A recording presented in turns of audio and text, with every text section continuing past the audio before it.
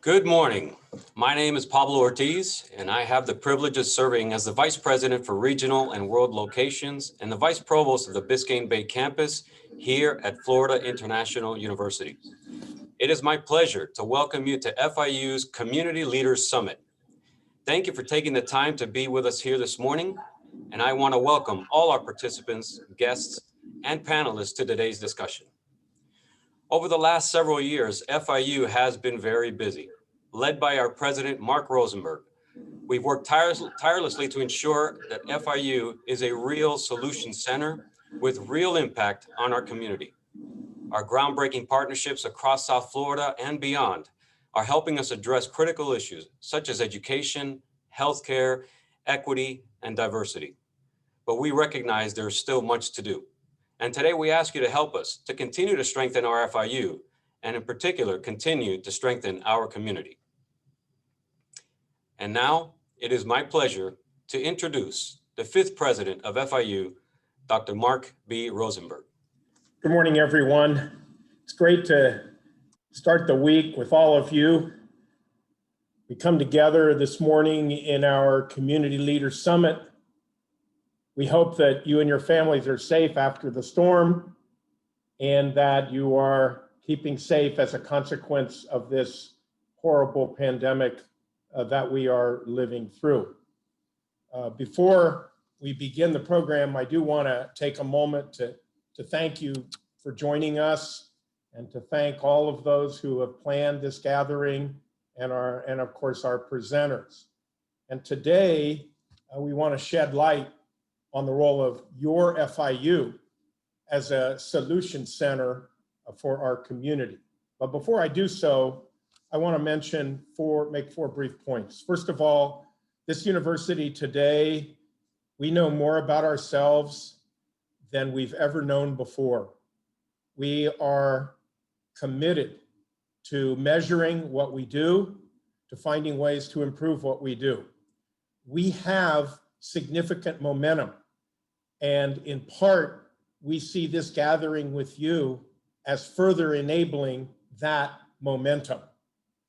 Our goal is to be a top 50 public university.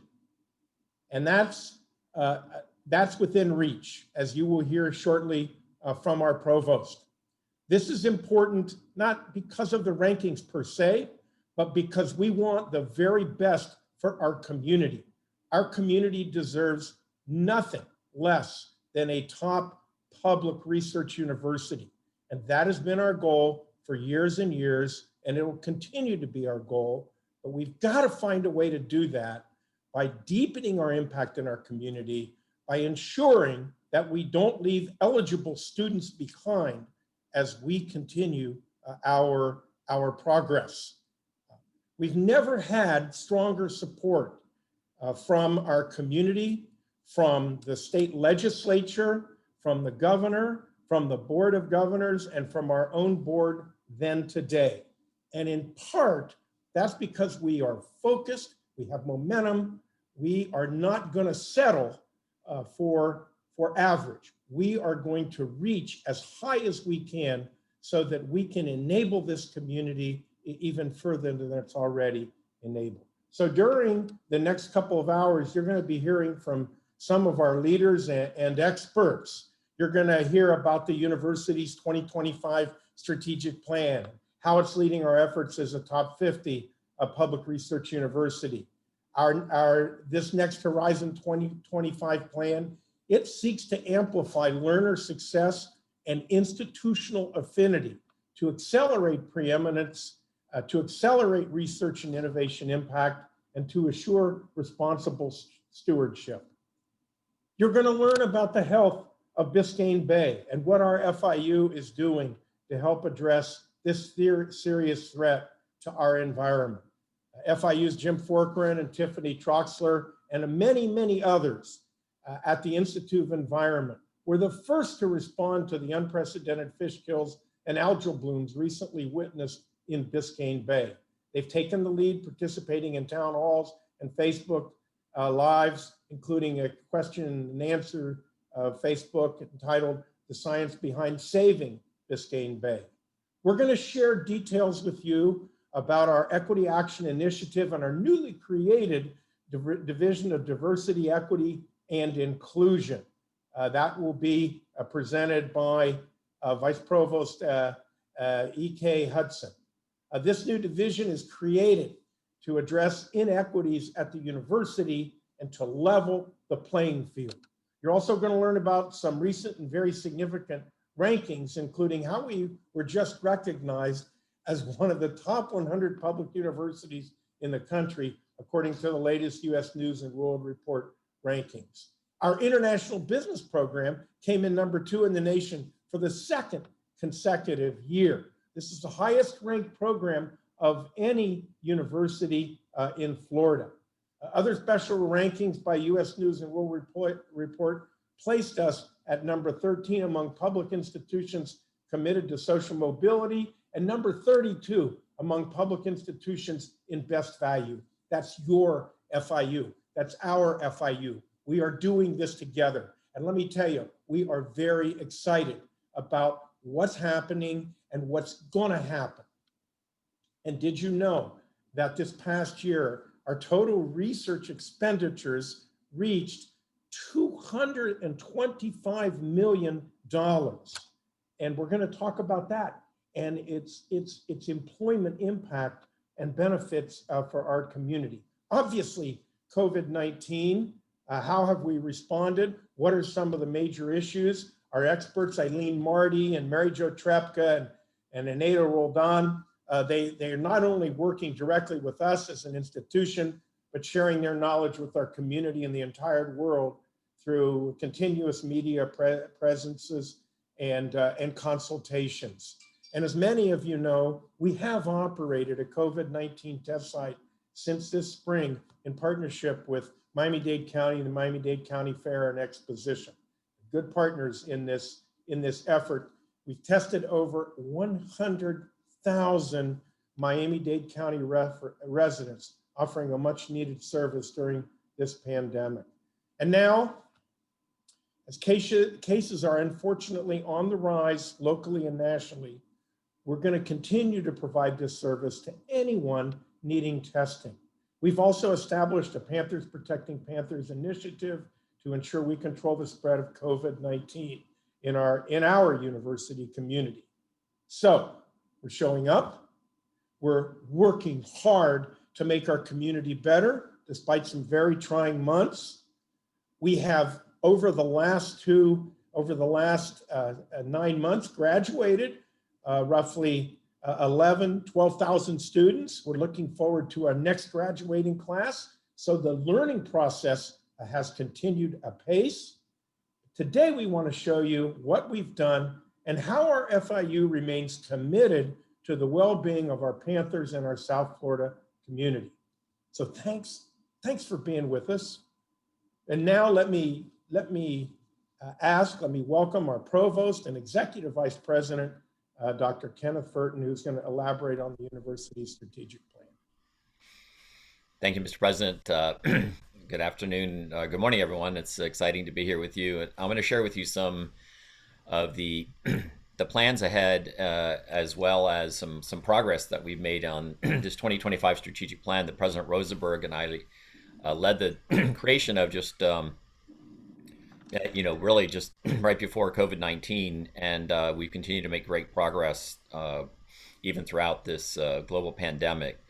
So my first slide that I want to show you is there's 3 pillars to this 2025 strategic plan. The overall vision of FIU is that we will achieve exceptional student-centered learning and upward economic mobility, produce meaningful research and creative activities that will lead to transformative innovations locally and globally, and that will result in us being recognized as a top 50 public university. So the 3 main pillars are amplifying our student or learner success, as well as our institutional affinity of our students with our university, to accelerate preeminence of research and innovation impact, and to assure responsible stewardship of the dollars that we've been entrusted by either the learners who are learning with us or the Florida legislature. So my next slide actually shows you what I mean by top 50. So we picked 10 different ranking organizations that we believe we either are or can be top 50. And you'll see that right now we have achieved top 50 in 5 of these. So we're in the top 25 in terms of social innovation in Washington Monthly, which looks at research and service as well as graduation rates and employment rates. Also looks at social mobility. We moved up 25 spots this year to number 18, so we're actually top 20 there. We're top 20 in patent production in the U.S. We're top 25 in what's called the Social Mobility Index, and that's looking at students who come from low or moderate income families and achieving their dreams of getting a college degree. And we just moved up in the last 2 years to top 50 in the future of online, the future of campuses of university, which is best online undergraduate programs. We're number 40. The other rankings we're shooting for top 50 are the top American research universities, Times Higher Ed, Carnegie, Kiplinger's, and of course, U.S. News and World Report, which is the ranking organization that many people look at. And that has a huge reputational piece, but we're working on that. The next slide shows you there's 18 different factors that we're looking at. We've got strategic execution teams that are looking at these different areas. Now, obviously, I won't go through all of this very, very busy slide, but you'll see that the top 2 things that we're focused on are our peer assessment, and that's it's a evaluation that peer presidents, provosts, and admissions officers rank each other. And then it looks at graduation rate as well as funding per student and some other factors. So we're hyper focused on this. We have a tracker.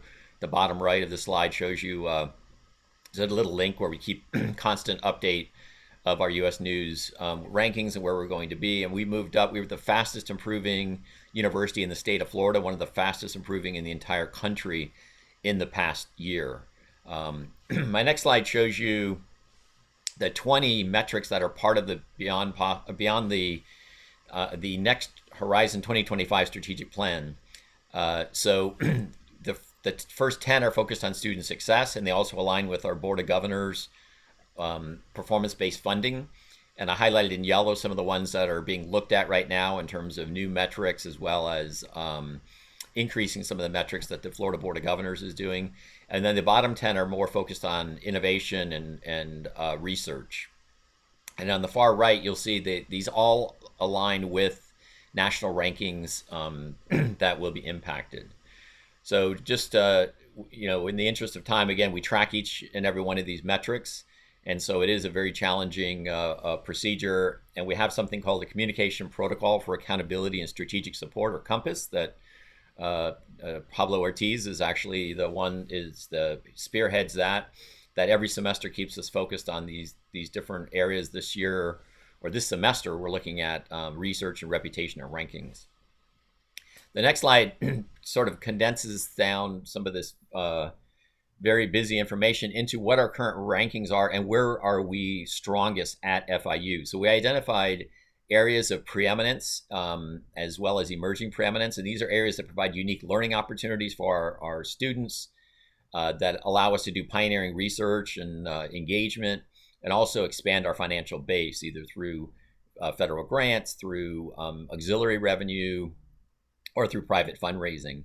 And so you'll see there's 6 major preeminent programs around child and adolescent mental health, our Center for Children and Families, our Extreme Events Institute, our Global Forensic and Justice Center, our Institute of Resilient and Sustainable Coastal Infrastructure, our Institute of the Environment, and our STEM Transformation Institute.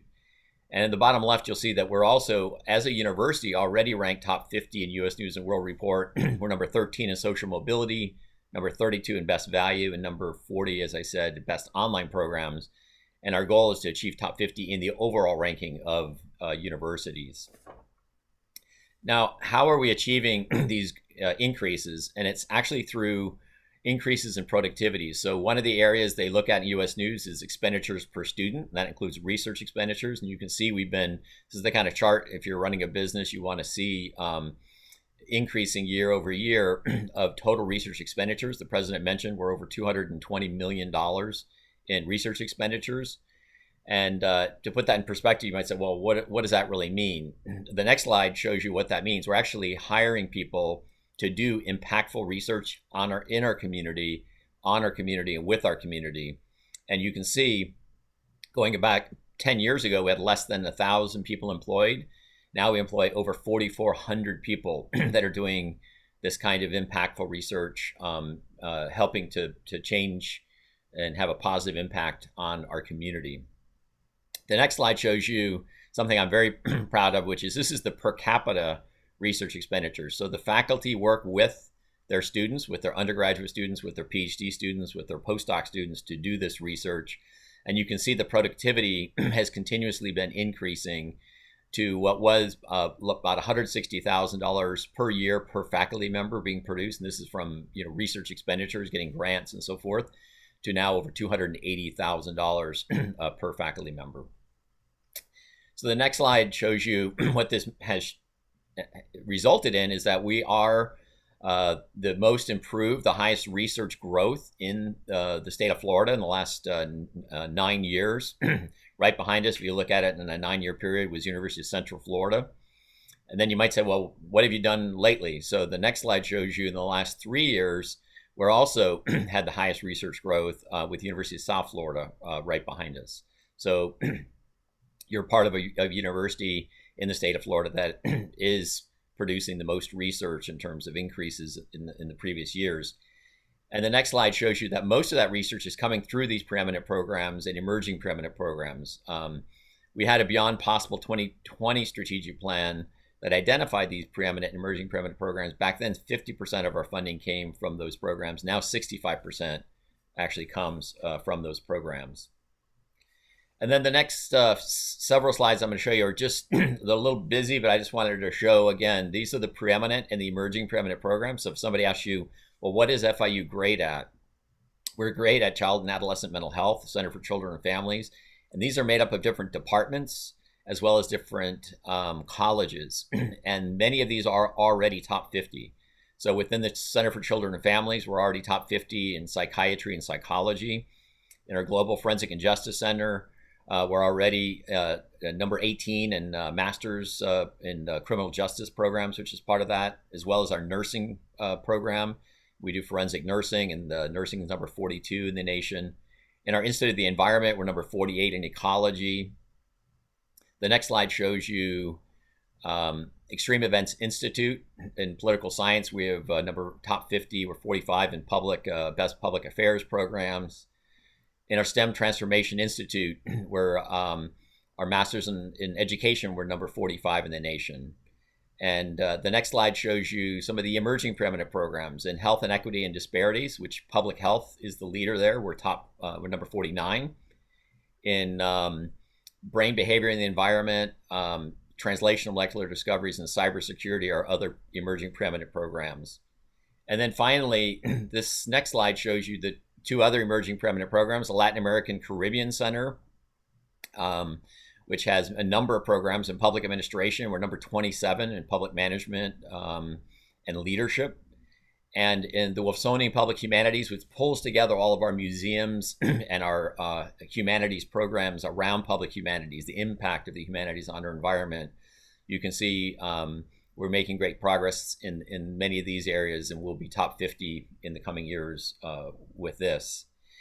And then my second to the last slide, I just wanted to show you, even though we're our largest concentration of learners is in Miami-Dade County in the 305, we do have locations all the way down in the Florida Keys. We operate the last remaining underwater research laboratory in the world, Aquarius. And we actually have offices all the way up including in Washington, D.C. So we have 15 different locations, which is Pablo also gets to enjoy managing all of these areas of global as well as world locations. And our overall theme of our university is environmental resilience. This came through the Board of Governors. The Florida Board of Governors asked, pick one area that you believe you're the strongest, and it is environmental resilience. So, and that is our location. It is our destiny, as the president says, all the way down to the Florida Keys with Aquarius, the work we've been doing in in saving and restoring the Florida Everglades. And now on the East Coast, you'll hear about Biscayne Bay and efforts we're doing to save Biscayne Bay.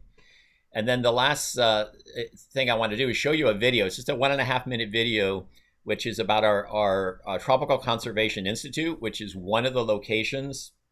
We most recently added a location called Possum Trot, which is almost 30 acres down in the Redland, is now part of FIU. And we work with the Rare Species Conservancy up in Loxahatchee, Florida. And so when you say you've employed 4,000 people, those people are actually employed to help save our community, help save, in this case, saving plants and actually saving lives.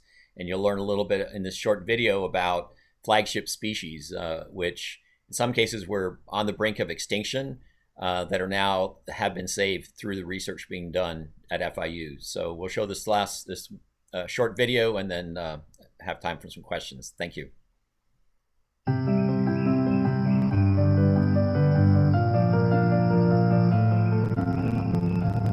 The world really does look at FIU as sort of a model of how to move forward with conservation and restoration. Biodiversity conservation is really the highest calling of our time. We're in the midst of another mass extinction crisis right now. We're losing biodiversity at an alarming rate. We have the experts, the location, and the collaborative spirit needed to solve the big problems in tropical conservation. I think we have a lot of young people that have a lot of energy and that are willing to cross traditional disciplinary boundaries to work together in a way that one does not often find in a research institution. The Tropical Conservation Institute is an effort by FIU and partners to really work towards protecting the tropics at a very critical moment where species are being lost every day.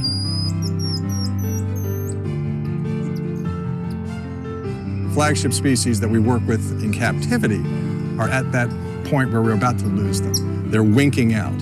So captive breeding strategies hinge on first preventing extinction and then beginning the process of recovery. I can safely say we're not going to lose this animal. In 5 years, we are going to be known as a global center for excellence in tropical conservation.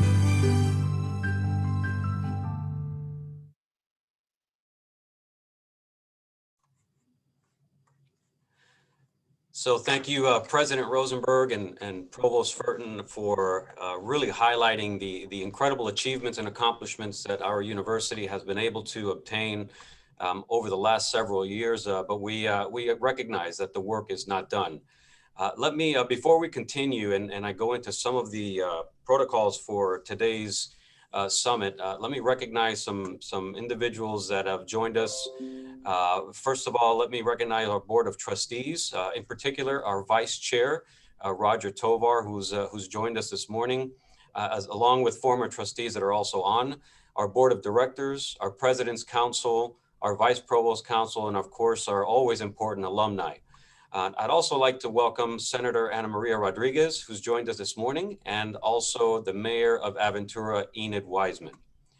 So with that, now that you've gotten a chance to witness and get a better understanding of what FIU has accomplished in the last several years, we are going to focus on the summit topics. And you've had a chance to hear of the first one today, which was a discussion on our 2025 strategic plan, the Next Horizon 2025 strategic plan.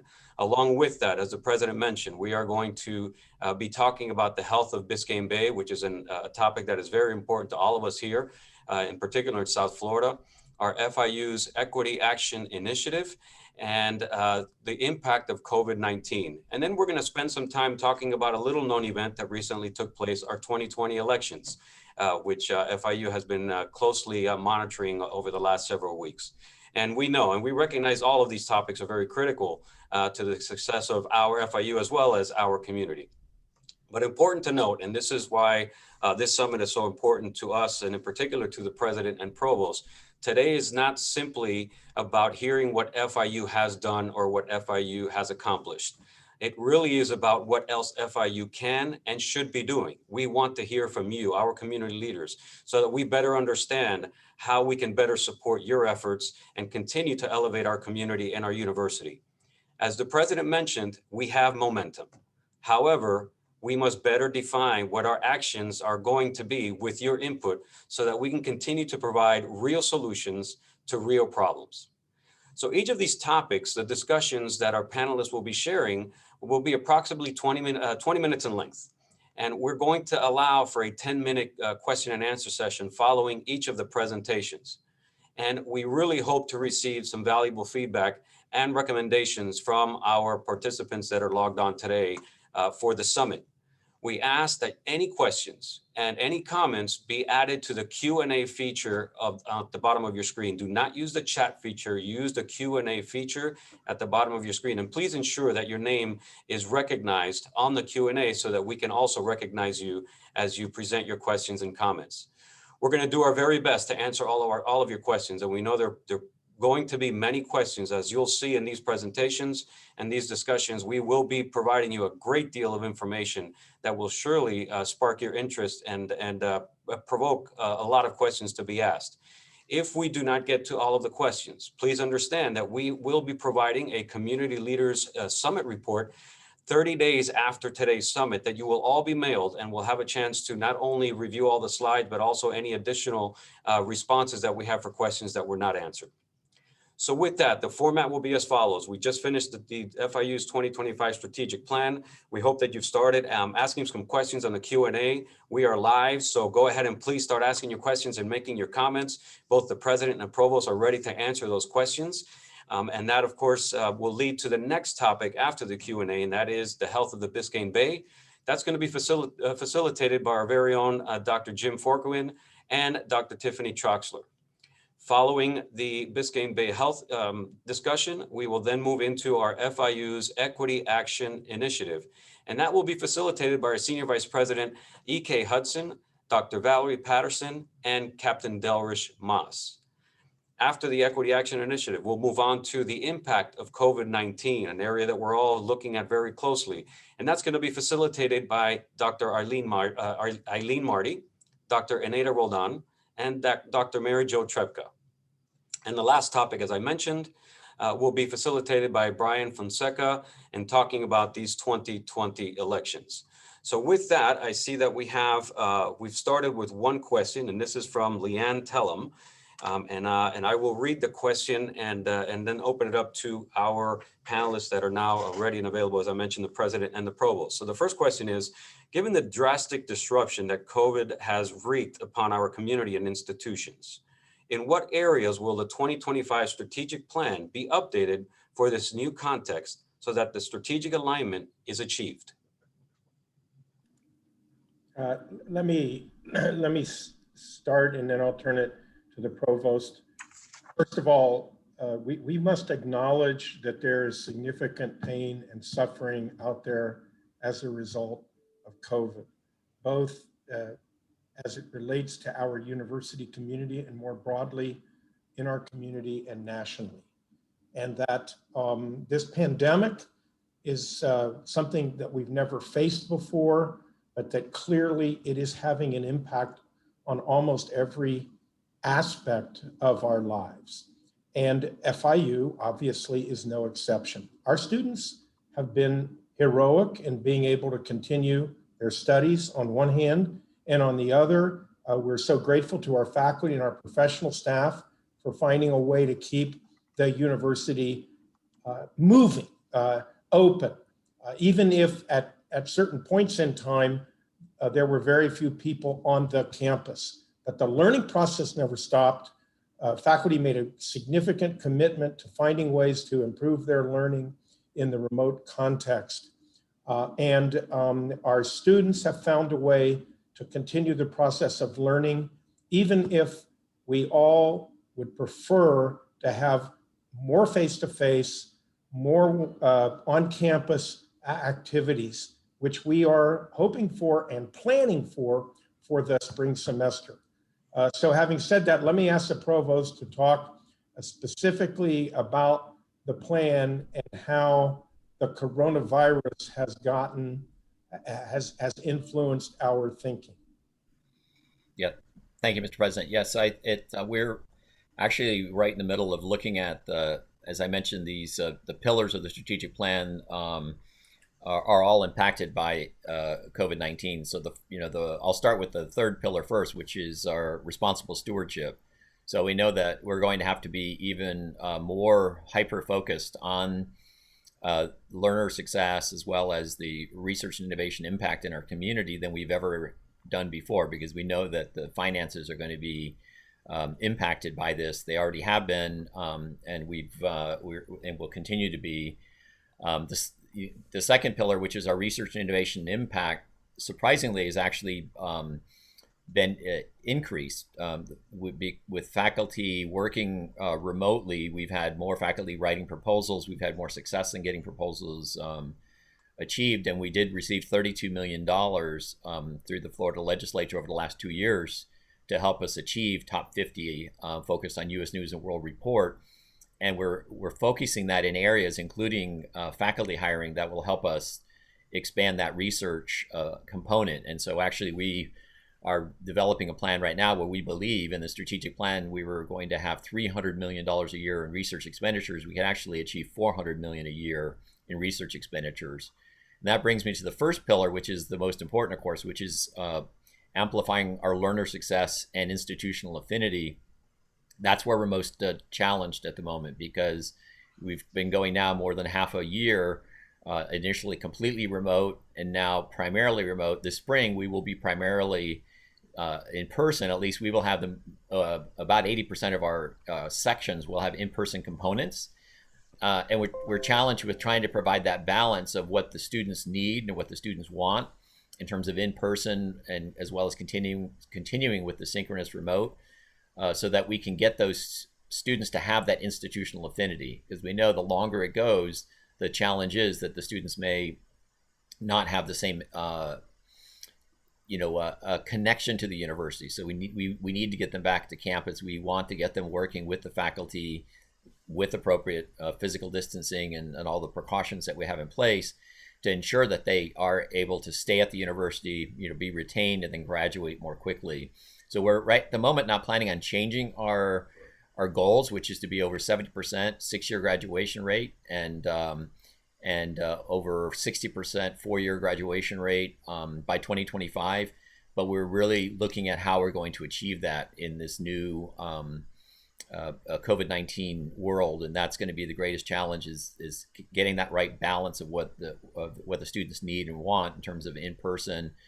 And I do believe this is going to be a paradigm shift in higher education, because some of these things that we're doing around synchronous remote, either some courses or some components of that we may use even after COVID-19, if we're right now just analyzing how effective they are in the students being able to learn the material and be successful. And then finally, I'll say the other area that we're looking at is the employment. Obviously, employment and average salaries are one of our metrics. And the Board of Governors is actually delaying for a year measuring that because of the impacts of COVID-19. But we are planning on continuing to maintain our high goals that we've set for ourselves in terms of not only helping our students graduate more quickly, but ensuring that they get high-paid jobs upon graduation. But that is one that obviously in this coming year is going to be a challenge, but we're going to be finding ways to make that happen. Pablo, just quickly. Absolutely. Really appreciate if Leanne would, if she has some ideas of ways in which we should change, some views on that, you could put right in your Q&A. How about getting those to us? We'd be very grateful for that. And that in part is the purpose of this conversation, to get input, fresh eyes, fresh thoughts. You just heard the provost say it's a paradigm shift. So let's see if we can get, if you have specific ideas, please share them with us, because we're in the midst of reviewing everything's up for grabs again because of COVID. So thank you. Thank you, Mr. President. And yes, I want to encourage that, right? We're here not only just to answer questions, but also to seek recommendations and thoughts moving forward. Let me take an opportunity to just recognize a couple of other individuals who have joined us. The mayor from North Bay Village, Mayor Brent Latham, is now with us, as well as our former and emeritus trustees. We have David Parker, and also very happy to have Dr. Herbert Wertheim with us this morning. So we welcome you all. Let me move on to the next question. And Mr. Provost, you highlighted in your presentation our effort and commitment to reach top 50 rankings in the U.S. News and World Report and other rankings. So we have a question now from Braulio Colon, and he asks, well, how will FIU maintain its commitment to college access while pursuing a top 50 public research university ranking? Yeah, that's a great question, Braulio. Great to see you. Thanks for being here at this forum. So yeah, you'll notice that in some ways, some people say what we're trying to do is defy gravity by not only striving for top 50 in excellence, which would be things like U.S. News and World Report, but also top 50 in terms of opportunity. And so we do have specific goals to maintain an increase in social mobility index, an increase in Washington Monthly, which looks at social mobility, and our being an Ashoka Changemaker campus, which looks at social innovation. And so we specifically put in, even though U.S. News and World Report is the prize that we're focused on, many of these other ranking organizations do look at the access component. And so we want to make sure that we're maintaining opportunities for our students. And we're very proud that half of our students are full Pell eligible, and we expect that to continue, if not grow, in the coming years while we move up in the rankings. And so we have a number of programs focused on maintaining that, but we know it's going to be challenging, right? And especially with COVID-19, it makes it even more challenging, but we do have specific metrics in our strategic plan to ensure that we are focused on excellence and opportunity for top 50. Thank you, Mr. Provost. And we do have several questions that have come in. I want to highlight in a lot of our questions, some of them are relating to the impact of COVID-19, the next steps for COVID-19, some of the recent announcements that have come out. I want to remind everyone that we do have a segment here for today's summit that will speak at length about the COVID-19, and it will be led by 3 of our health experts. So some of those questions will be answered, and they are good questions, and I will be going to those. Mr. Provost, you mentioned metrics, and we have a question now from Kevin Coughlin. And the question is, are we expecting any major shifts in the type of metrics or their values that ranking organizations will use to rank us against our competitors? So for example, will we be seeing new measures arise to replace the SAT and ACT averages? I would say that for most likely the U.S. News and World Report, they since the majority of states now are doing a 1 year not requiring SAT and ACT. So many students around the country are not taking that standardized test for 1 year. The U.S. News will probably change that metric. And every year U.S. News does change metrics and modifies them. So I would assume that will happen for 1 year. But whether it's beyond 1 year, is anyone's guess. The U.S. News did add in a graduation rate for Pell students in the last couple of years. So they've started to look at that access piece. I think it would be great if they also, added in some factors that it looked at the number of students as well, not just the graduation rate of the students who are Pell eligible at the university. But U.S. News and World Report and most of the major ranking organizations are looking at some of these factors. And so I do expect there will be changes, whether they're 1 year or whether they're permanent. I think will depend on really the feedback from the community, not just the local community, but the national thought leaders as well. Pablo, in that, we got to remember, and this goes back to the earlier question as well, who we are in part is a function of where we are, and that, our demography is our destiny. So we have to figure out a way to ensure that eligible students can get access and graduate timely from our FIU. And that really is a dynamic, whether we have test scores or we don't, whether social mobility is important to the rankings or not, it is important to us. and because our community understands the importance of a college education. And we have mechanisms in place, great partnership with Miami-Dade College, great partnership with Broward College, great partnership with Miami-Dade County Public Schools to ensure that regardless of where you start, you got a shot at a college, at a high quality university education at FIU. And so we've got a lot of teams finding ways to make that happen. And obviously help from others has been important, including the Helios Foundation that we're very, very grateful for, because that enables us to find additional resources to help those eligible students make sure that they can get through the challenges that a four-year education, presents. So, Mr. President, we have a couple of minutes left in this segment. So, and one of the questions actually doubles down on your statement now, right? I mean, this university has accomplished great things. And when we look at our student success performance over the last several years, we've seen drastic improvements, right? Our four-year graduation rate, our retention rate. But one of the challenges that FIU has always had is being recognized for the work that we have been doing, right? I mean, we are an international university. We have global reach. We're all in different sectors of not only this community and the country, but all around the world. So this last question comes from Sumit Kundu. And he said, his question is, I would like to hear from you, Mr. President, and also Mr. Provost, on the plans for elevating the international global brand of FIU, as the middle name of FIU is international. And how does that fit into the 2025 strategic plan?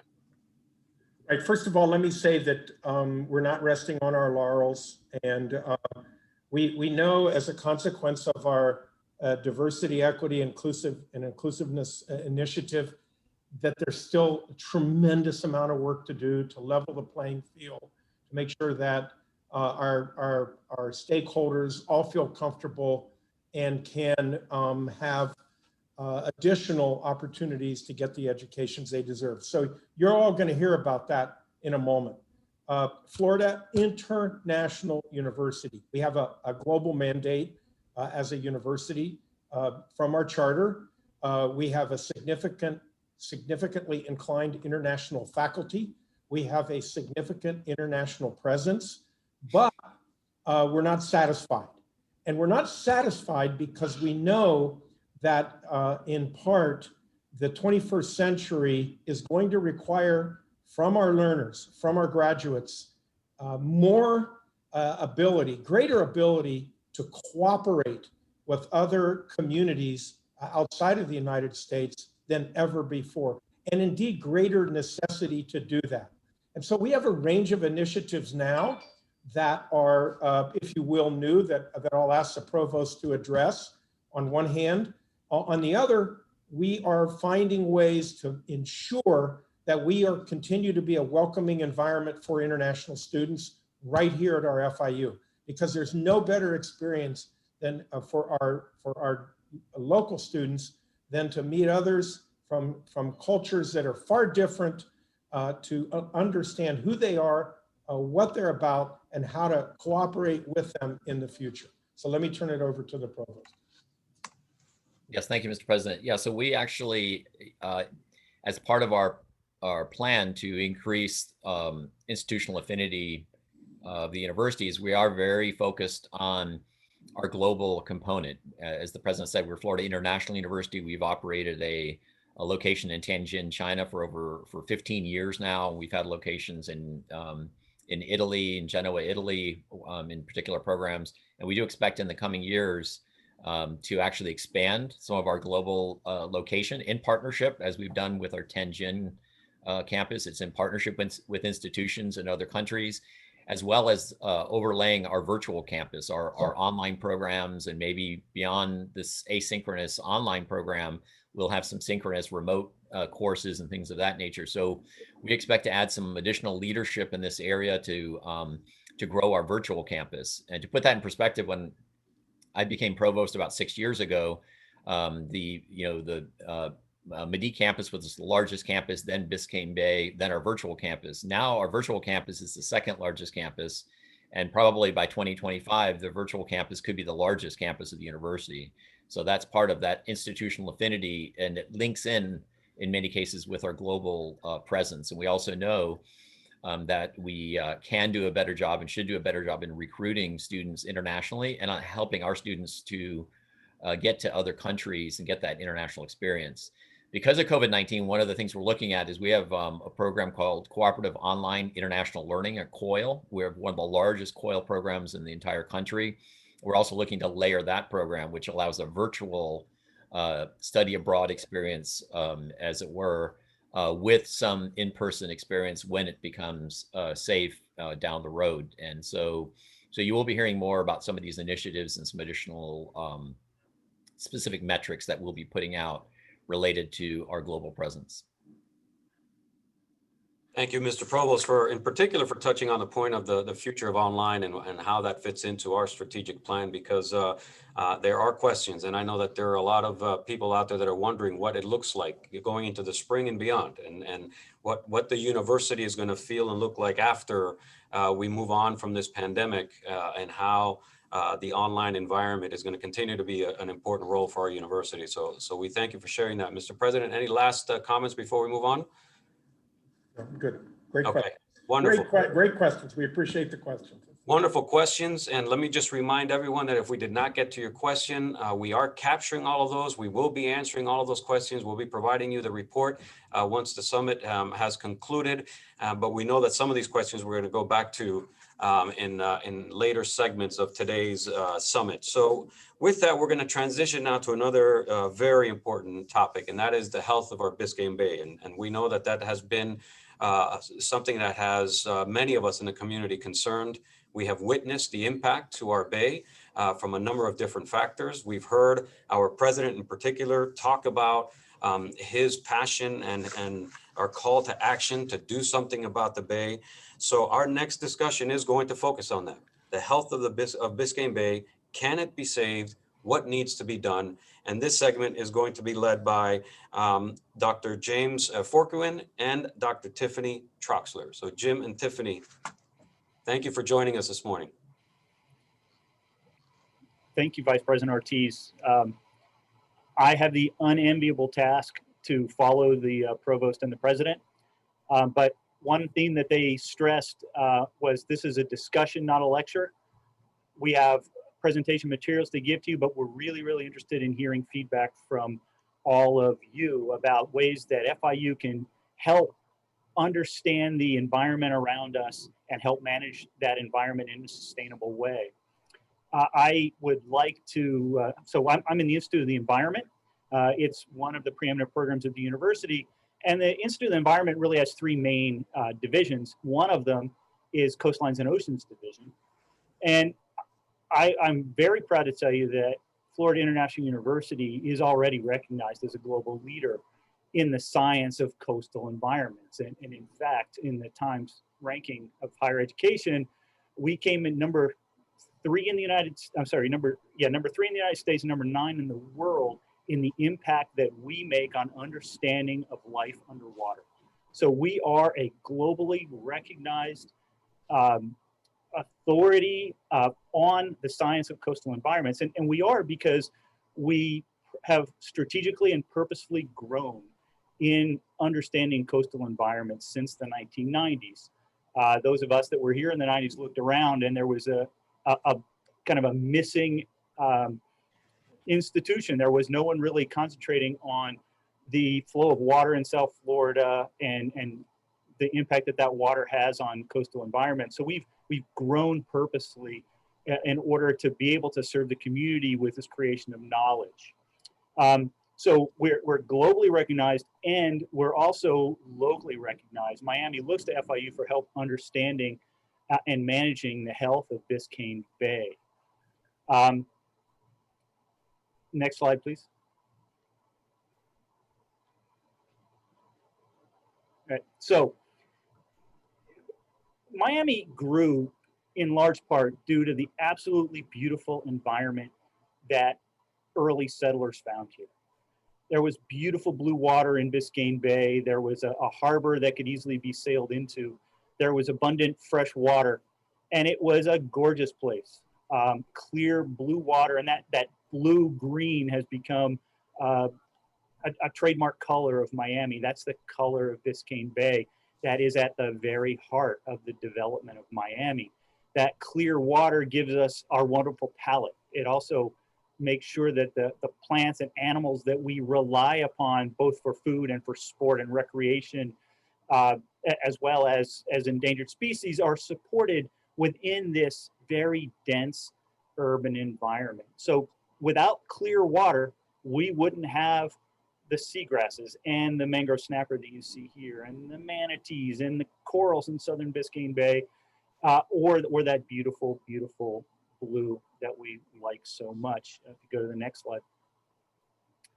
So as water quality decreases, property values decrease. The desire to come here decreases when we lose our trademark color and our trademark clear water. I've already discussed all of these really important species that we rely upon and we look to in South Florida. And without clean water, then the heartbeat of the city fades. Let's go to the next slide, please. So why did Biscayne Bay look the way it did when European settlers first got here? Well, largely it looked that way because we're at the end of a very long water distribution system, this map on the left, that started in the chain of lakes and up north of Kissimmee, flowed into Lake Okeechobee, and then from south of Lake Okeechobee, the legendary River of Grass. That River of Grass largely flowed north to south, and then in the Miami area, it also flowed west to east. And there was a relatively high ridge that ran along where is now US 1 that people first settled on. And there was so much water in the Everglades that there were rapids in the Miami River, right at about where US 1 crosses the Miami River, because water would pond up on the other side of that ridge. That water had been flowing very slowly through this incredibly productive South Florida environment that stripped it of all of the nutrients that would, if they were coming down, fuel loss of water quality. So the Everglades system was this beautiful filter, and as people developed, and we go over to the right, that deep water that caused the rapids on the Miami River was problematic for people who wanted to live and farm there. We built a tremendous number of flood control structures. We managed and diked the system so that the River of Grass no longer flows north to south, and it no longer flows freely from the west to the east. So that has caused some problems in Biscayne Bay in terms of the salinity. The ocean's strength is higher now in Biscayne Bay than it was before we did all of this engineering. And it's also led to greater phosphorus delivery. If we go to the next slide. So phosphorus is this plant nutrient that is so important in South Florida. It's what you have to fertilize crops with in order to grow crops in Florida. And it's also what causes water quality problems when it gets out into the bay. So this is now the Miami metropolitan area showing the very unnatural complex landscape that we've created. The dark lines are the canals that move that water from Lake Okeechobee south, and they also control the water and drain the water in the western part of the county out into Biscayne Bay.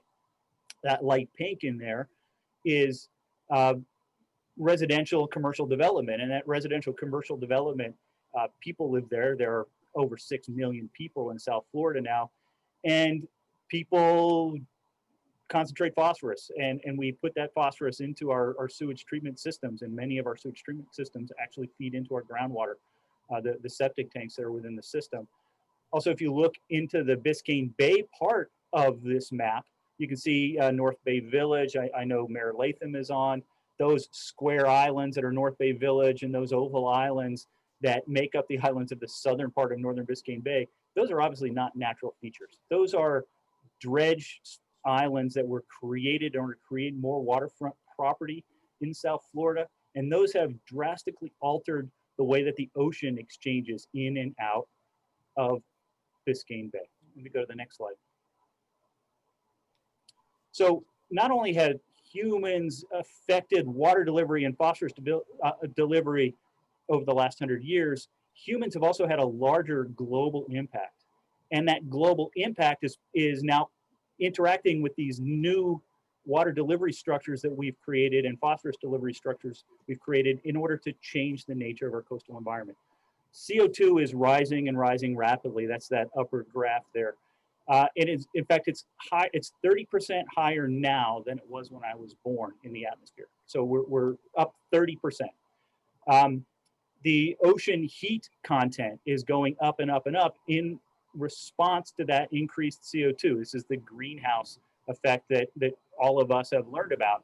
So as CO2 goes up, the Earth retains more heat. That heat goes into the ocean, and ice melts and the ocean expands as it warms, and that's leading to sea level rise. So sea level rise is exacerbating the local issues that we have in changing our systems, and it's also threatening our built environment. If we go to the next slide. So we know that the system has been changing for a long time, and in the last 10 years, we've really hit some critical points. We started losing seagrasses very rapidly in the northern part of Biscayne Bay. They're retreating from the north to the south. And then we've been watching that for decades. And then in this August, we had a tremendously large and severe fish kill across the northern part of Biscayne Bay. That fish kill alarmed residents, got everybody thinking really about what was going on. And when questions were there about what's happening, FIU was ready to respond. We launched our research vessels that are based on North Biscayne Bay. We put out sensor systems. We brought together groups to collaborate, and we very quickly led to the understanding that the reason those fish died was because there's no oxygen in the system. There was no oxygen that animals need to breathe because of water quality issues that are the long culmination of all of these impacts that humans have had on the system. So at this point, I would like to turn from history to the present and turn this over to Dr. Tiffany Troxler to continue. Tiffany. Thanks. Thank you, Jim. And thanks everyone for being here. It's a pleasure to speak with you today. Yeah, so if you could advance to the next slide, please. Yeah, so this is some of the images that were collected associated with the fish kill that Dr. Forkin was just mentioning. And you know, one of our faculty were able to identify what this organism, or at least some of the organisms here that were seen in our local water bodies in the northern part of the bay. Next, please.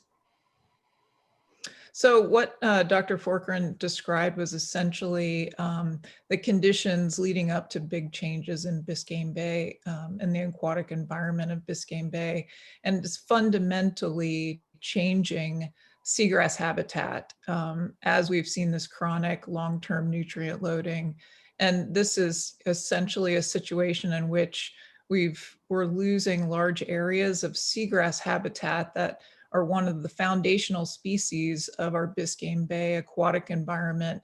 And that environment is changing to one that is either where seagrass has been lost or is becoming light limited. And that converts the system to more of an algal dominated environment where we've got low water quality, and we start to lose some of the ecosystem services that Dr. Forkin mentioned earlier, water quality, as well as some of the economic factors that are propped up and supported by a healthy water environment of Biscayne Bay. Next, please. And we have had a number of warning signs over the years. Dr. Forkin mentioned the seagrass loss that we began to observe in 1998 in the northern part of the system. Those are those yellow patches that you see in the right figure. In the middle figure there, that illustrates in red, green, yellow, and orange, where we're seeing increasing concentrations of that green algae over time. And as Dr. Forkern mentioned, this is not unique to the northern part of the bay, but is not uncommon for a lot of the nearshore environments along Biscayne Bay from north to south. And then on the left there, work done by one of our faculty members, Lihia Colado-Vides, identified significant macroalgal blooming in some of our nearshore environments back in 2013. So we have a number of lines of evidence that have been indicating a decline in Biscayne Bay over some time. Next, please. So what's really important and what we have come to understand with these multiple lines of evidence is that urgent action is needed to decrease nutrient loading, to restore the watershed habitat that Dr. Forkern mentioned earlier, that at one time served as part of the filtration of our larger hydrologic system, and also fix the infrastructure that we've known in some cases have been failing and also contributing to nutrient and water quality issues around the bay. So what we need is a deep reduction in nutrient loading. And it's not an easy situation to solve. It's really something that requires long-term, coordinated, deliberate, and transparent efforts, as well as courageous leadership to act on existing science and continue to use the science that will continue to be developed over time to manage and recover Biscayne Bay. So what we're trying to do essentially is reverse this arrow from the situation that we have in many parts of Biscayne Bay and concentrated in the North Bay, converting the system from an environment that has little to no seagrass to one that reclaims the clear water quality that's typical of healthy seagrass environment. Next, please. So really trying to take a watershed approach to achieving deep reduction in pollutant loads is what's fundamentally necessary to restore seagrass meadows back to some semblance of historic coverages. And so this was really the guidance and the motivation and some of the foundational thinking that emerged from the Miami-Dade County's Biscayne Bay Task Force, which has put forward specific recommendations to the county as the starting point of a roadmap to Biscayne Bay recovery. Next, please. The recommendations, the overarching recommendations of the task force, as well as the specific recommendations that get down into the nitty-gritty of how we can do this together and as a community, has been informed by not only by FIU science, as well as science of collaborating organizations across our community. Next, please. And so a key goal of that comprehensive watershed approach to Biscayne Bay recovery is really thinking more holistically about how we can recover and restore not only the resilience of Biscayne Bay, but understanding that Biscayne Bay is a central piece of our regional community. As we're making efforts to recover and restore Biscayne Bay, we'll see that we're also working toward managing climate change impacts. We're working toward recovering elements of our economy and in fact, even kickstarting some elements of our economy and creating opportunities for increasing equity across our community.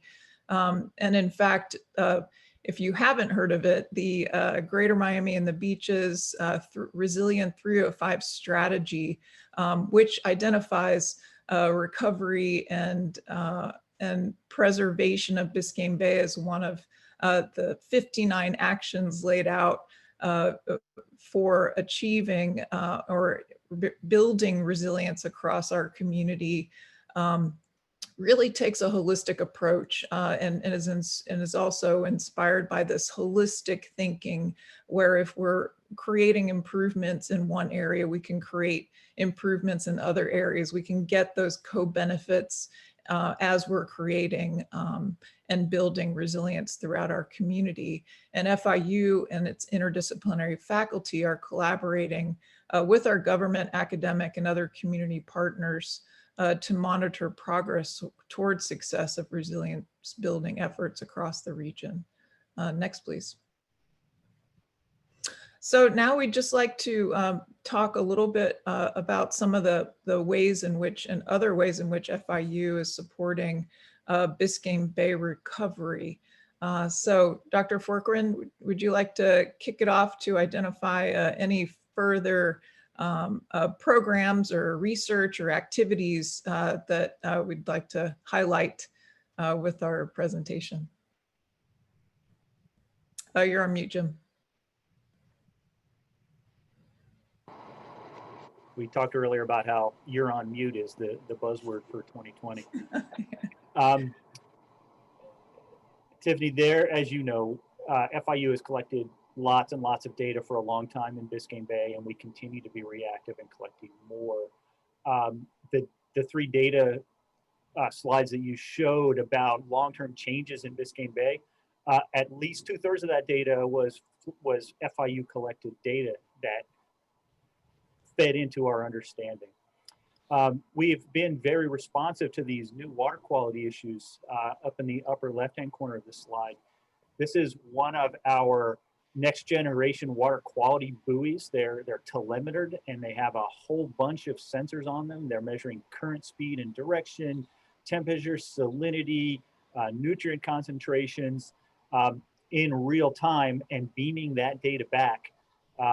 And in fact, it's all available online. I'm sorry we don't have the URL up here, but we can get it to you. You can go and see how much oxygen there is at any point where our buoys are deployed. In the lower left-hand part of your screen, you see, hopefully you'll see these around the bay. This is an autonomous surface vessel that's controlled. It's a robot ship and it's out sampling. The buoys sample very well at one place for extended periods of time, and these sample very quickly across the entire system. Dr. Kevin Boswell's lab at the Biscayne Bay campus is running those. Tiffany, those are the water side cool toys. You want to talk about land side? Well, I'll just mention that that these programs and this monitoring is part of our Florida International Center for Aquatic Chemistry and Environment. So this is an NSF-funded program that supports education and research for students at minority-serving institutions so that they can experience authentic, innovative, and socially relevant research and help to foster their skills in STEM fields. And we're in the process of developing the next phase of that research, which we anticipate focusing quite a bit of that effort toward the recovery of Biscayne Bay.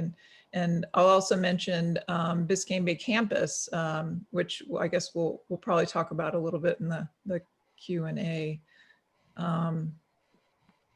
Yeah, so yeah. How are we doing on time? Well, I think that's a perfect segue, Tiffany, to our Q&A session. And I want to thank both you and Jim. There's no question that every time I listen to your presentations or I hear about the work that FIU is doing, in particular with Biscayne Bay, I'm sure I share the same thought that many other individuals on this call are sharing. It's, we didn't know that, right? It's amazing how much work and research is taking place. So before I ask the first question, let me just recognize a few other individuals that have joined the call, starting with State Senator Jason Pizzo. Welcome to the call. Good morning. We also have representatives from the Greater Miami Chamber of Commerce. We have representatives from Greater Miami Convention and Visitors Bureau. And of course, from our partner municipalities, our friends that are out there helping us in the work that we're doing, Sweetwater, North Miami, Hialeah, and also Miami Beach. have joined us as well. So thank you very much. And also want to recognize Councilman Scott Galvin from the city of North Miami that has joined the summit this morning as well. So thank you all for your interest in participating. So I want to go back to both Jim and Tiffany. A lot of data has been shared, a lot of information, right? Some of it, the outlook doesn't look very good. And some of it, it seems like there might be something we can do. But given that this conversation is about action, it's about what steps can be taken, what we can do next. If I am an elected official from one of our partner municipalities that are represented here on today's call, Javier Marquez.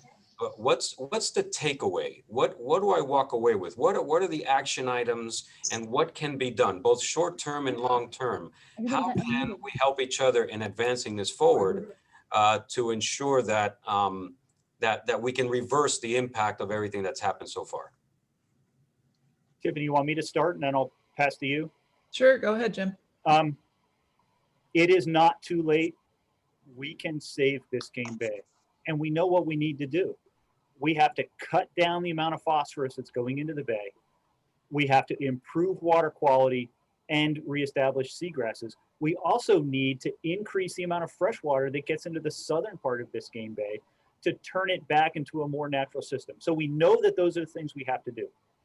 But there are examples within the state of Florida that suggest that if we start now, we will be victorious. If you look at Tampa Bay, in the 1970s, Tampa Bay lost almost all of the seagrass and they had a horrible water quality problem.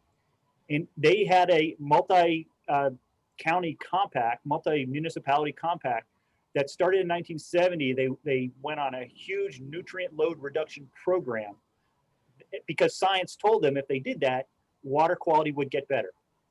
And you know, they had to stick with that for 40 years before they reached their restoration targets. So we know what we have to do, cut down phosphorus. We know that when we do that, there's going to be a long retention time of this pollution within the system. So it's going to take 40, 50 years to get to our end goal. So we're working on this for our grandchildren. We got to work on it for our grandchildren. And we have to be patient as we make progress towards those goals, Tiffany. Yeah, absolutely. And I'll just reiterate encouragement to take a look at the Biscayne Bay Task Force report that was focused on developing specific recommendations based on the science, based on what we know so far, and based on management recommendations that have been made in the past to recover Biscayne Bay. So it's not just about having the science, it's about having the dedicated leadership and community effort to support the recommendations.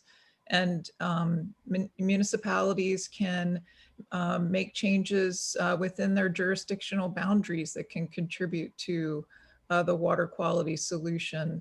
And you know, just taking a look, and again, the task force report actually identifies potential funding mechanisms, understanding that you know some of the water quality remediation will take some resources, but you know, by taking efforts, for example, like the city of Coral Gables, who is currently conducting a water quality assessment in their waterway to try to understand the fastest and most effective path to remediating water quality is one example.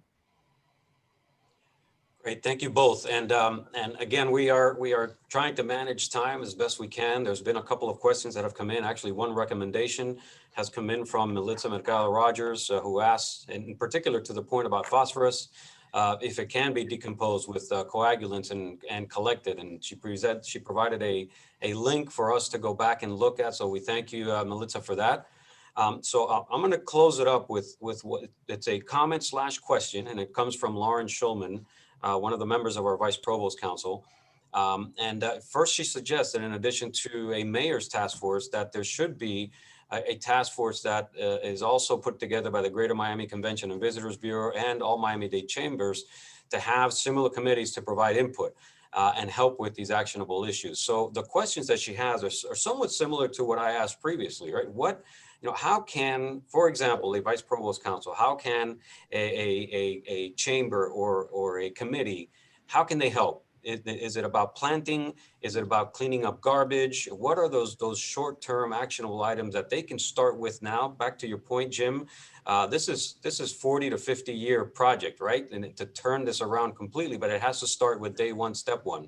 So what can they start doing in the short term? And then after you answer, I'll kick it over to the president, and we'll continue with the summit. So go ahead, Jim and Tiffany. All right. So, sorry, Tiffany. I'm just so excited about answering this question, but you're the one that has all the plans in the 305 Resilient 305 plan. We have to start now, Pablo. If we don't start now, we will never get there. And what we really need to do is fix all of these small sources of phosphorus that are going into the bay. I'm a resident of Palmetto Bay. I live 400 yards from Biscayne Bay, and my house is on a septic tank. We know that my house putting phosphorus into the groundwater is contributing to the problem. So municipalities could work with the county to figure out ways to collect sewage instead of having it go into the groundwater, and then putting that sewage into a treatment system that removes phosphorus that doesn't leak as well. We have to fix the infrastructure. So this is a municipality by municipality task that then rolls up to the county and the state level. Tiff?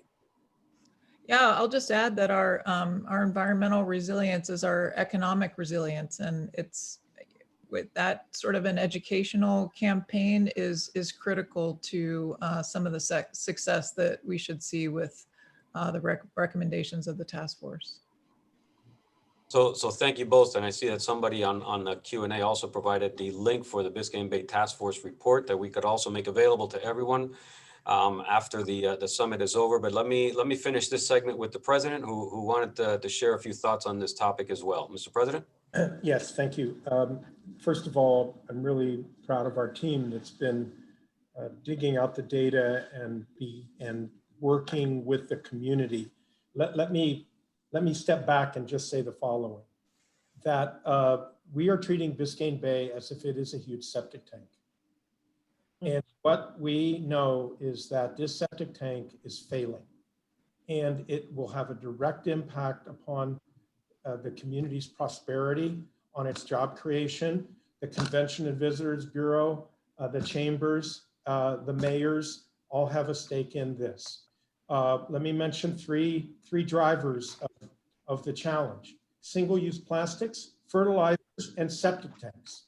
All right. If they can figure this out in Tampa, which is, you don't have two counties that are more competitive than Hillsborough and Pinellas. We are one county. I want to underline Jim's point. We can fix this, but it's going to take a multi-level set of actions and significant coordination like we've never had before between the municipalities and the county. Fortunately for us, the county has taken some initiatives. There have been study after study that are good studies. There's a grand jury report as well as a Biscayne Bay task force. So now is the time to action. Every mayor who has a jurisdiction on the Bay has a stake that they need to find a way to make a contribution to. And overall, if our Bay turns into a big algae pit, we will be the poster child globally for inadequacy in terms of environmental management and mismanagement. That hurts our community, it hurts our university. So there are things that can be done. And I want to challenge our team in particular here from the viewpoint of citizen science. Let's find ways to improve the level of information that goes out to community. We can do that through badges. We can do that through educational seminars and fora. The community is hungering for more information, not only on why this is happening, but on what can be done. And we need to step that up in terms of raising that level of awareness. So this is an issue that falls directly into the provost's point about our commitment to environmental resilience. If we can't get a hold of this, we can't get a hold of anything. So, Mr. President, thank you for those comments. And in particular, thank you for that call to action, in particular for us at FIU to do a better job, a more aggressive job of putting the information out there, to helping the public and the community better understand what the challenges are, but equally as important is what we need to do to start bringing those solutions back into our community. And I can see that you've hit a point that's resonated with a lot of our participants as they're asking for how they can get involved, where they can donate, if there is somewhere to donate. I think that this really calls for an extremely well coordinated effort on behalf of everyone represented here, so that we can put a plan together moving forward. And I urge everyone to begin with the reports that are available to help better educate ourselves in terms of what the challenges are, what we're facing, what the next steps could possibly be. As I mentioned, we are going to make those reports available. So with that, I want to thank again Dr. Forkman, Dr. Troxler. Thank you so much for the presentation. Thank you for the invaluable information that you have shared with all of us in this summit. And I know that from your conversation and from the data that you have shared, there's going to be a lot of ongoing discussions about as it relates to action that we need to take as a community. So thank you very much. With that, we're going to transition to our next topic. And this topic is regarding FIU's Equity Action Initiative. And we're going to talk about the challenges and the opportunities that presents for us here at FIU. And leading that discussion are going to be our Senior Vice President, Elpanye Hudson, Captain Delrish Moss from the FIU Police Department, and Dr. Valerie Patterson. So I want to welcome all of them and have them go ahead and begin their presentation. Thank you so much. Good morning, Pablo. Good morning, everyone. I'm so excited to be with you today. My team, we're all excited to be here today. And I just want to take 2 seconds to applaud our presenters that have gone before us. I live FIU every day, and just to hear our presentations that have gone before makes me even the more excited. I hope you're excited too, that you're a part of this. So today we're going to be talking, as Pablo said, about the Equity Action Initiative into the Diversity, Equity, and Inclusion Division. So with that, I'm going to turn over to my colleague, my esteemed friend now, Captain Moss, who will begin our discussion.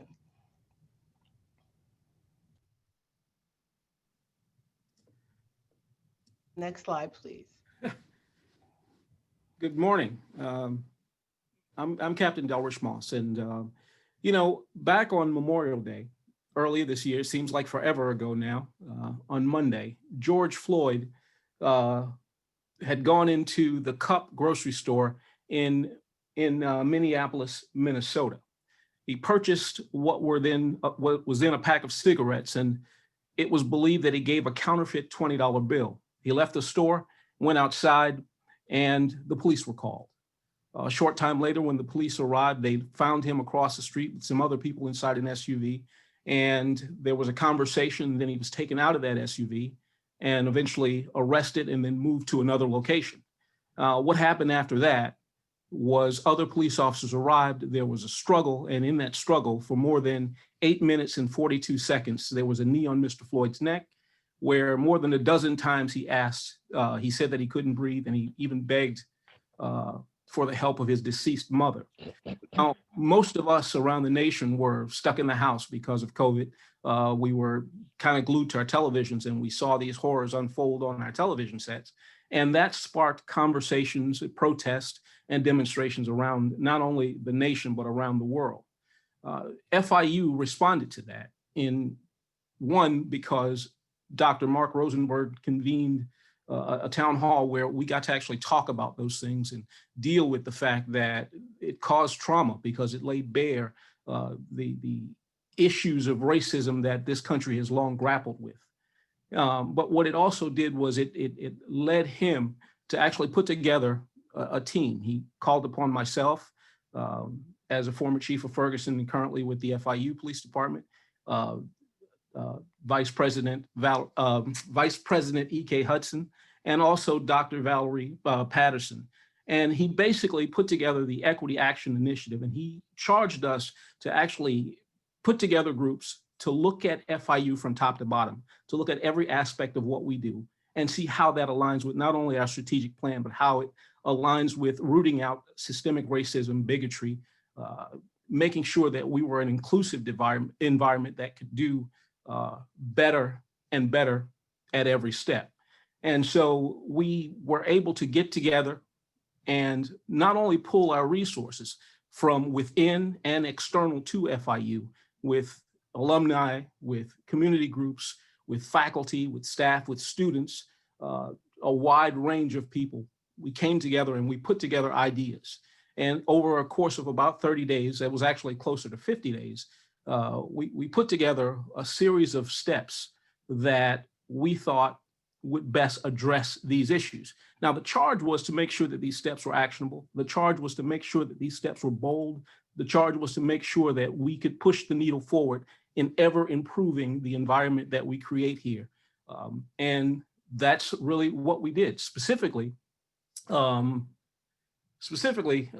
go to,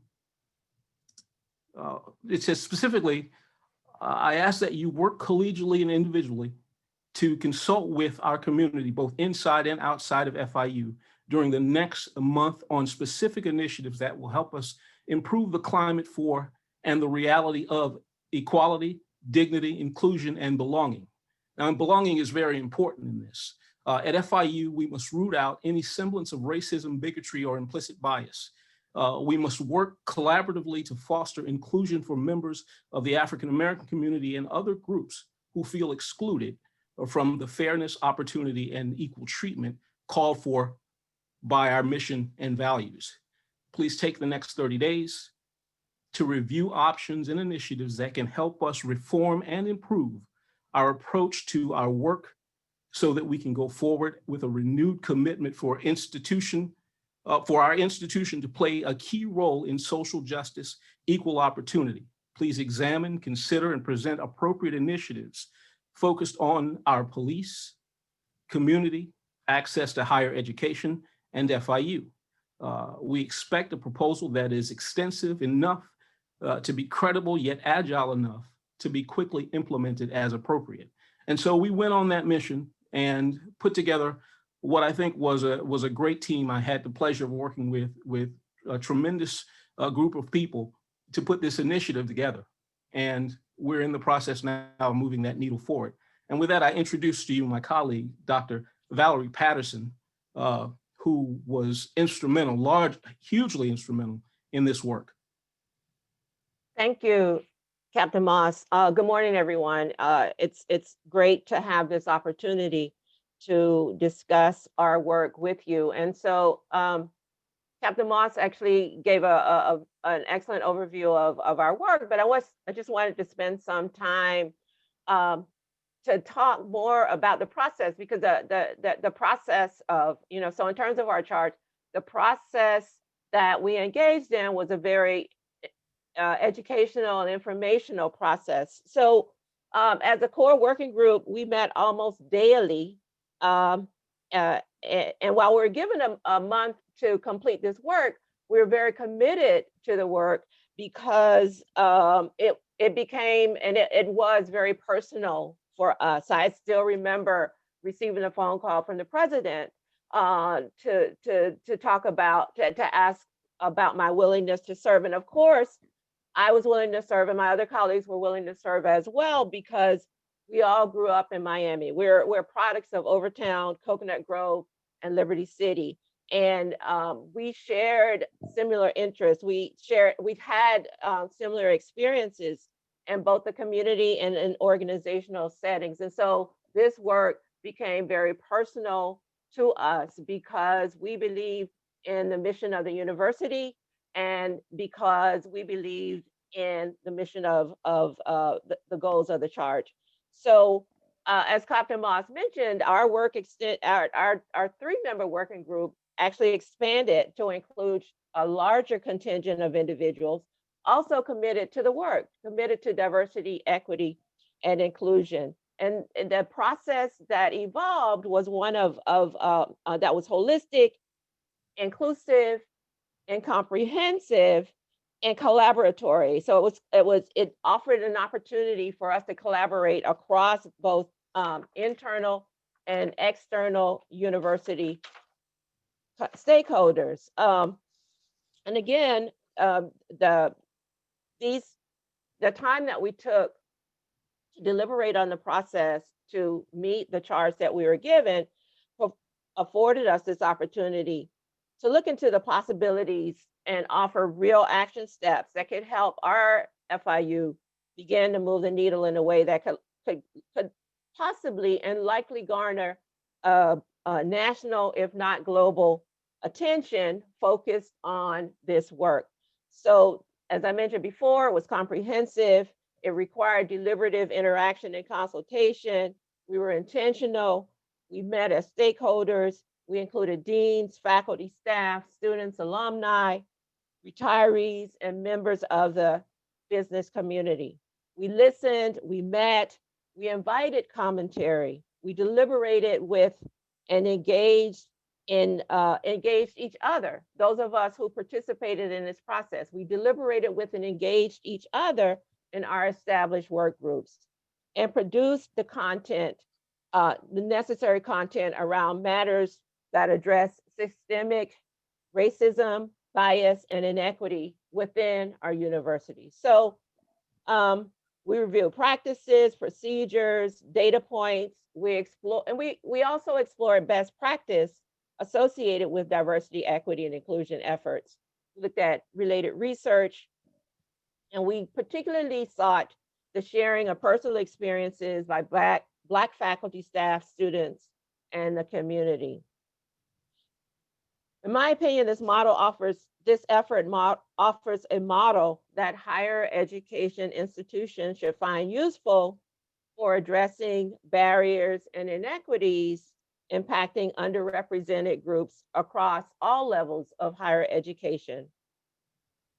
With the collective efforts of stakeholders and partners, we worked to meet the charge and submitted a proposal that was extensive, credible, and, as required, agile. Now I'd like to turn our presentation over to my colleague, my esteemed colleague, Senior Vice President and Vice Provost of Elpania Hudson. Thank you so much, Dr. Patterson. Could you advance those slides for me? One more, thank you. Thank you so much. And thank you, Captain Moss. So everyone, I get the privilege of talking about what our priorities are at this juncture. And I want you to know that this evolution has been an incredible, exciting, challenging one, as much as it's been revelatory. But what I'm most proud of is that our FIU, under our president's leadership, is matching words to deeds. Several organizations, several institutions, several individuals, several companies released communications earlier this summer as we were all raw and in awe of the horrific murder of George Floyd at the hands of an individual that does not represent the integrity of committed, hardworking law enforcement officers. But none can say, to the extent that we can, or I'll say not all can say, that they've operationalized their words and created actionable steps toward realizing the climate and environment of equity and inclusion that we espouse. The creation of the Division of Diversity, Equity, and Inclusion is evidence of that commitment. And as my colleagues shared the process and all of those whose hands were involved, I want to emphasize that the people throughout the FIU community are passionate about leveling the playing field. Not Black people only, because we all felt pain. We were all hurt when we saw the injustice, and we continue to see individuals suffering injustice. And so although we as a university know that this is good work and it's purposeful work and it's meaningful work, we're not naive to the challenges that lie ahead. But we are willing and committed, and we're intentional about actualizing the elements of the charge that we were given. So what I'm presenting to you in these next few moments are the delineated priorities that emanated from the Equity Action Initiative. Now, while the urgent work is around addressing systemic racism and unconscious or conscious bias against Black people, the division is committed to the full complement of diversity issues, including but not limited to women's issues, LGBTQ affairs, religious freedoms, differently able populations, generational diversity, and all the aspects of diversity. So let me be clear that there are far more action steps that are captured in these priorities than you see here as listed. The document, the proposal that we submitted had over 206 pages and contained a total of 21 initiatives that yielded over 100 action steps. So these are they which align with and were consented to by our president, our executive team, our board of trustees. And I'm even proud to say that at the state level, our state university systems board of governors has a committee focused on diversity, equity, and inclusion initiatives. And they recently released the recommendations for state universities to consider, and our priorities are captured throughout that document as well. So the alignment of these goals and priorities that we're sharing here today that we've set for our work are supported and consistent with our collective voices to mitigate racism and inequities within our organization. So in the interest of time and to make sure that you all have the opportunity to ask any questions and have them answered, as you see the priorities noted here, I just want to highlight that by achieving these objectives, that we can realize outcomes which better equip all of our students to excel. So by incorporating DEI goals into our FIU strategic plan, it strengthens our obligation of accountability to measure what we've committed to implementing. So again, matching words to deeds.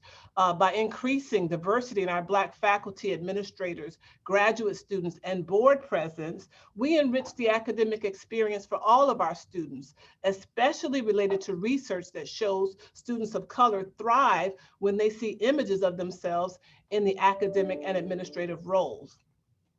By enhancing our African and African Diaspora Studies program, we demonstrate the university's commitment to the broader social value achieved by programs of its type. And since its inception, the program has consistently improved student success at the undergraduate level in certificate programs.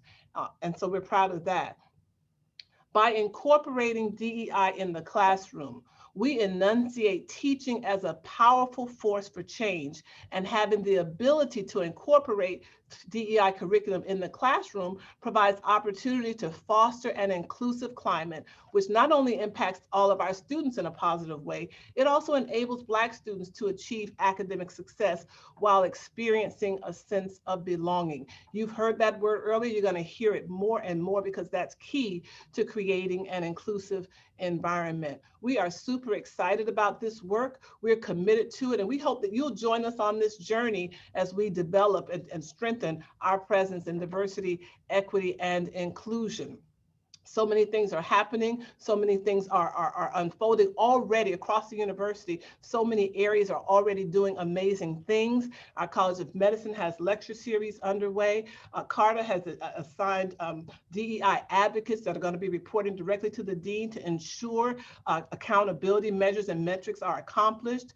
Our Chaplain School of Hospitality is leading initiatives that collaborate with National Association of Black Hotel Owners, Developers, and Operators to bring about significant racial diversity in executive leadership roles and top roles that have been absent in those structures. And even our Case College is leading a Black Humanities Matter initiative. Our College of Business has strong support with their students leading. So many things are happening here. And I'm going to ask that you would join us even on November 23rd. We're going to be hosting our DEI launch, and you can see more about that. And we'll make sure that you get that information when you get the notes for this meeting today. So with that, I want to just go to the next slide and say that our mantra is this very thing. Our commitment is to let everyone that's at FIU, that connects with FIU, past, present, and future, know that you belong here as you align with the values of our FIU, which include diversity, which include truth, which include belonging. And we appreciate this opportunity. And with that, I'll turn it back over to you, Pablo, for questions. Great. Thank you so much, Elpanye, Delrich, and Valerie.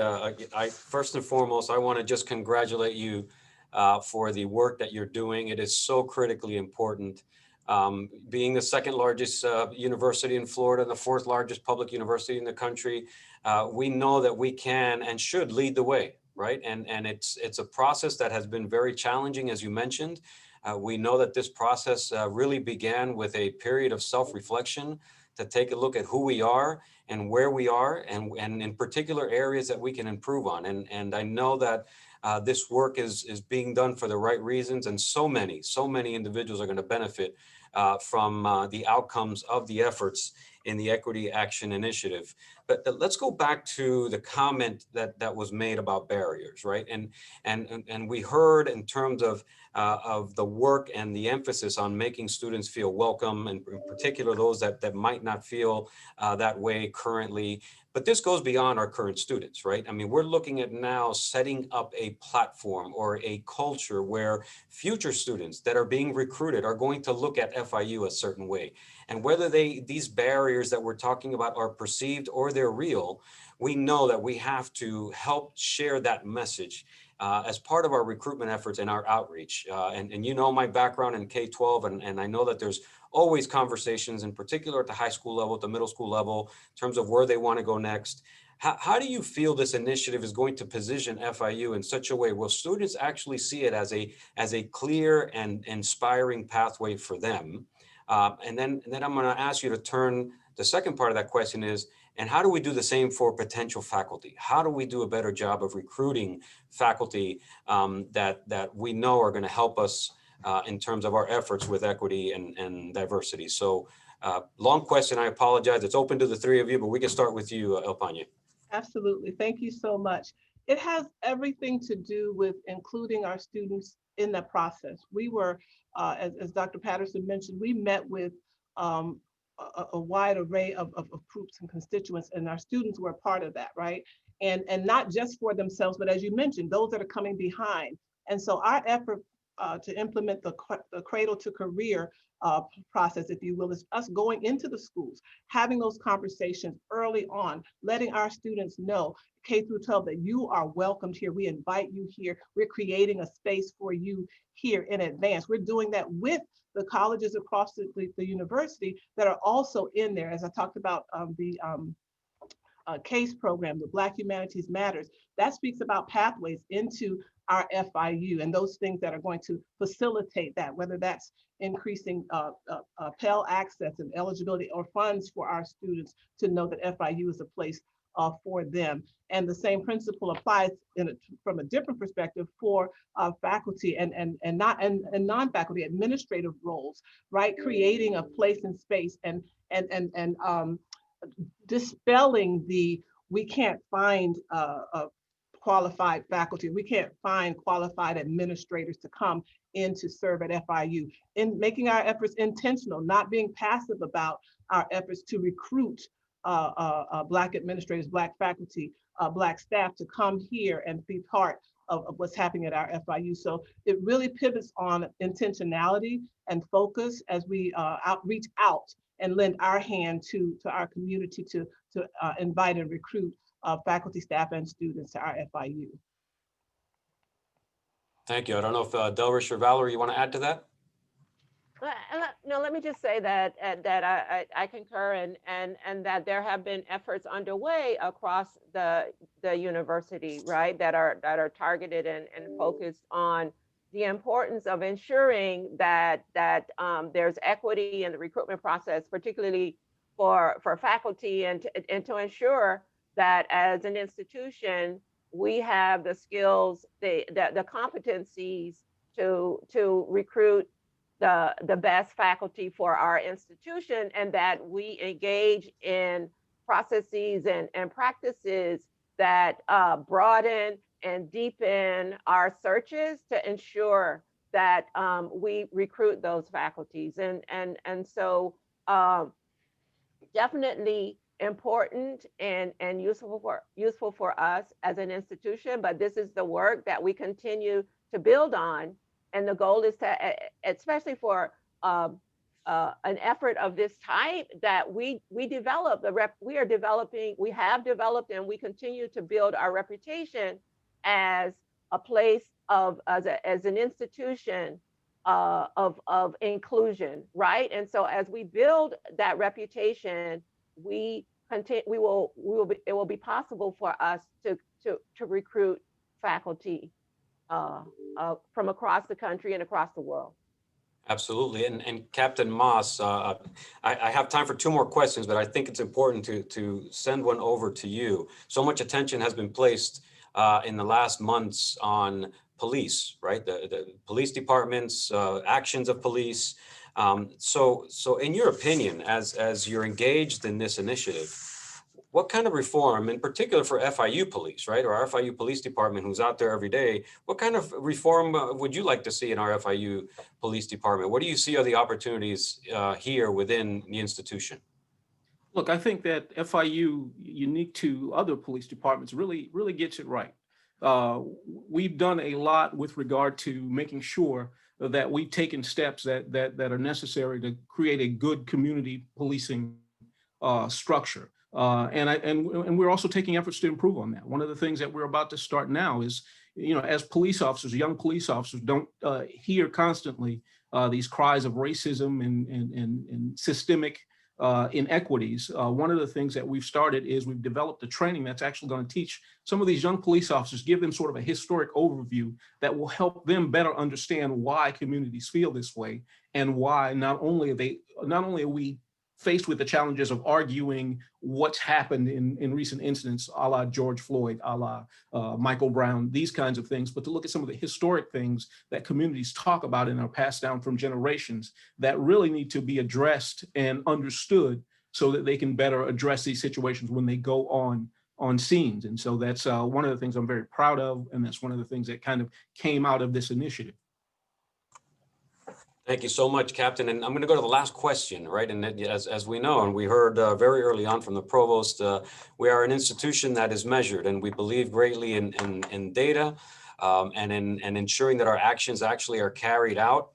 So this last question is about measuring success, right? And it comes from Gloria Romero Roses, and it says, thank you for leading the way and modeling for other institutions how we can collectively address the moral reckoning underway in our country, state, and city.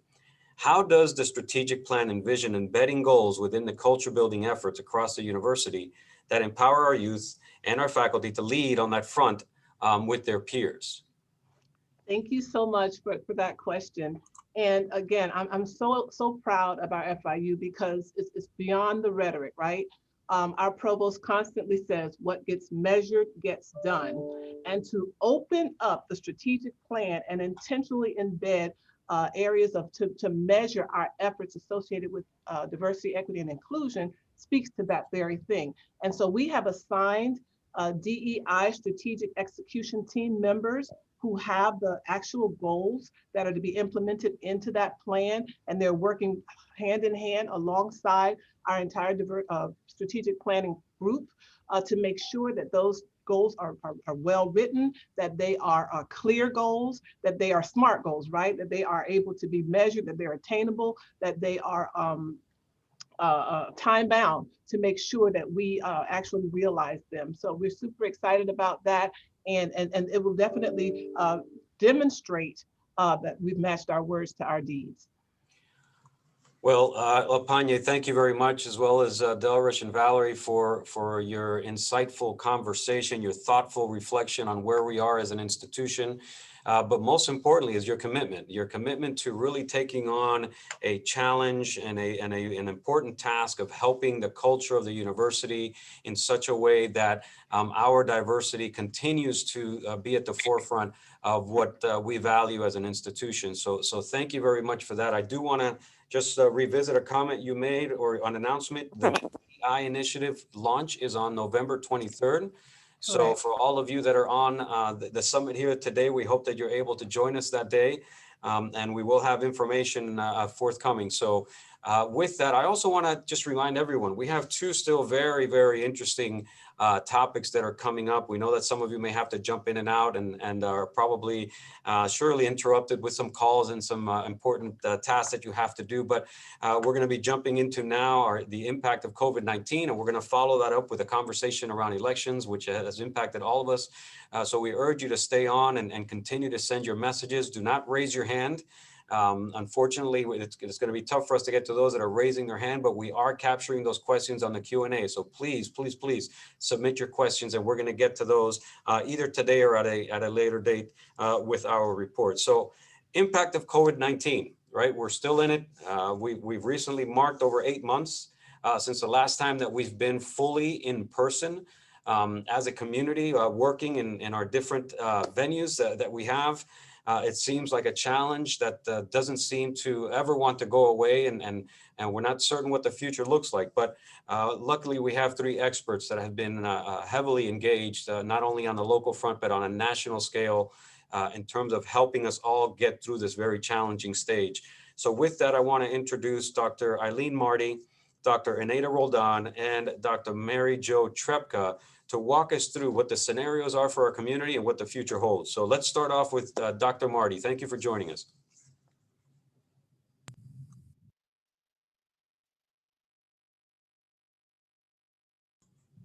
You might be muted, Eileen. Good morning. It's a privilege to work with so many dedicated scientists, community leaders, and brilliant minds, including Dr. Roldan, Dr. Trepka, Dr. Bond, Dr. Gill, Dr. Sackstein, our president, our provost, and so many others from all our colleges, from the law school to the engineering school, because this is much more than just a healthcare issue. And of course, thanks to our amazing students. Next slide. So let's just remember how this began into our human awareness. The world became aware of this when the WHO intersected a message inside of China and put this thing on the map. Soon thereafter, within a week of that discovery and announcement by the Chinese, finally, there was a realization of what the agent was, and eventually it came to be called the SARS-2 virus. By January 30th, the WHO had called this a public health emergency of international concern. At that time, there were just 7,736 cases in China and 82 additional cases throughout the world. And now this thing has spread to every continent and is producing a third peak. The US is in the midst of a serious upswing in cases and in mortality. Next slide. In the US, we have the highest per capita rate of COVID in the world. Our numbers have grown by enormous quantities per day. Over 238,000 Americans have died of this disease. And in the past week, the new daily reported cases in the US rose by 31.4%. New daily deaths rose by 12.4%. COVID-19 hospitalizations in the US rose by 21.7%. In Florida, the daily cases in the last 7 days have risen 18% to almost 848,000 cases. The trend is bad.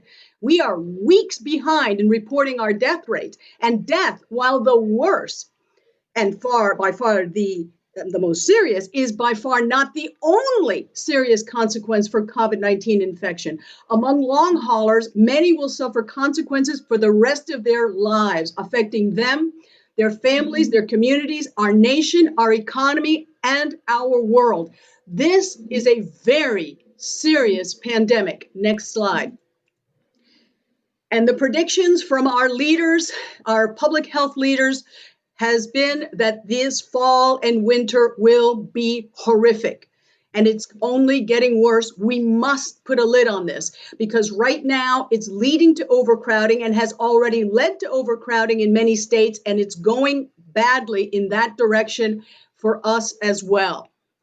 What is this overcrowding? It's a systemic problem that results in shortages. The staffing, doctors, nurses, technicians, bed turning issues, management, throughput, and all kinds of other auxiliary problems. It affects the entire healthcare process. It has a severe downstream effect on emergency departments, logistical challenges with drugs, devices, PPE. It decreases bed availability for other serious illnesses, and it lowers the quality of care for everyone. We must do everything in our power to avoid this. Next slide. Let's just remind you of what has been known now for months, which is the general clinical presentation for COVID-19, with 80% having mild or moderate disease, that is mild or pneumonia and several other kinds of complications, and about 20% having severe or critical disease. Remember, a significant percentage of people are not sick as far as they can tell. They are relatively asymptomatic, 25 to 33%. But those individuals can infect others and do infect others.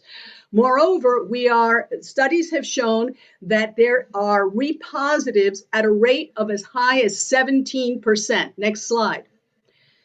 And let's not forget that there are certain groups with higher risk factors. And even in the comparison group seen here, the 18 to 29-year-old, there are significant problems.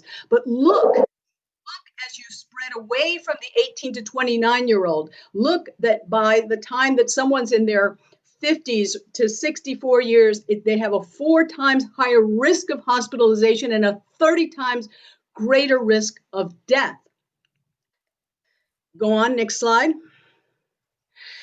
And for those of you who talk about herd immunity, forget about it. This is not a situation where we can let this wild virus go loose. Let me remind you about polio, a very contagious virus that had a reproductive rate of 5, roughly estimated. There, 95% of people were asymptomatic or had mild symptoms and no sequelae. In contrast, COVID, the R0, which is the reproductive rate without any effect from public health measures or anything that we do to stop it, was 4. And of course, the altered rate right now in Miami-Dade is 1.34, as our excellent epidemiologists have calculated. Instead of 95% asymptomatic, we have 82% mild to moderate symptoms or asymptomatic with long-term complications. That's what sequela means. Among the mild cases and among hospitalized cases, we go from 1 to 5% hospitalized with polio to 20% hospitalized with COVID-19, 13 developing severe problems, 7% critical, and 2.5 dying. There is no cure for either of these. There is only, in the case of polio, the vaccine, which, by the way, there was never any herd immunity to polio throughout its thousands of year history among humans. We only got it under control with a vaccine. Now, if you look at COVID-19, it's been around less than a year. And we have to understand that to get a solution to this problem, we need a safe and effective vaccine that will provide a safe herd immunity without all these long-term complications. Next slide. So what has the U.S. government done? There are 3 U.S. government entities with distinct roles in the COVID-19 response. One you've heard a lot about, Operation Warp Speed, which is the U.S. government response for a strategic approach, coordination of resources and allocation. It mainly has to do with funding. The second and the third are both NIH projects that accelerate, first, the acceleration of COVID-19 therapeutic interventions and vaccines. We call that ACTIVE. This is an NIH-established public-private partnership for coordinating the COVID-19 response. And this COVID-19 Prevention Network is an NIH-funded network for phase 3 trial executions. Next slide. At where we're doing this, it's not just in the US. We are working with intelligent and wonderful people throughout the world, in Africa and in Latin America and all parts of North America as well. Next slide. The decisions for the sites for the vaccine trials were based on the PROTECT data from the Department of Health and Human Services from July of this year, July 26th, which is when we had that horrific peak. And you'll notice that based on that, quite a lot of activity for the vaccine trials is happening right here in South Florida. Next slide. So these vaccine trials involve what we call harmonized trials, so that the data can actually be compared apples to apples, oranges to oranges, and not in any other way. That's what we're trying to do, where we assure that the sample size for each of the trials is similar and that there is collaboration to the best of our abilities between these different trials. It's very important that people understand that the vaccines under development form a number of radically different platforms that work in different ways, that have different safety and different efficacy. They are not necessarily interchangeable, and some of them might benefit from being used on two people and not just, two vaccines, different platforms per person. Now let's go to the next slide. So among the platforms I mentioned before, 3 of them are currently receiving Operation Warp Speed funding for the purpose of distribution. For example, the Pfizer BioNTech vaccine did not receive any early funding from the US government. However, it will receive funding to ramp up the supply for this vaccine as we move forward. Notice that it is one of 2 of the vaccines in Operation Warp Speed that use the new messenger RNA technology. The other 2 platforms that are under development and moving fast are adenovirus vaccines by AstraZeneca and Janssen, and recombinant protein, which are just absolutely fascinating scientifically. And these types of products are already the types of vaccines that have been marketed before. The messenger RNA vaccine is a brand new platform that has never been licensed before, but has tremendous promise. Now, everyone wants to know about this current announcement yesterday about the BioNTech Pfizer vaccine. And after discussions with the FDA, the companies recently elected to drop the 32 case interim analysis. And so when it got to 62 cases, which is what they wanted to do, and had by then reached 94 cases of COVID, they opened up the information. Because they had had 94 symptomatic cases with COVID, they were able to open the information and provide that data yesterday. This is a vaccine that uses a 2-dose schedule. The phase 3 clinical trial that began on July 27th, it enrolled 43,538 participants, of which about 38,950 received the second dose. And that's really important.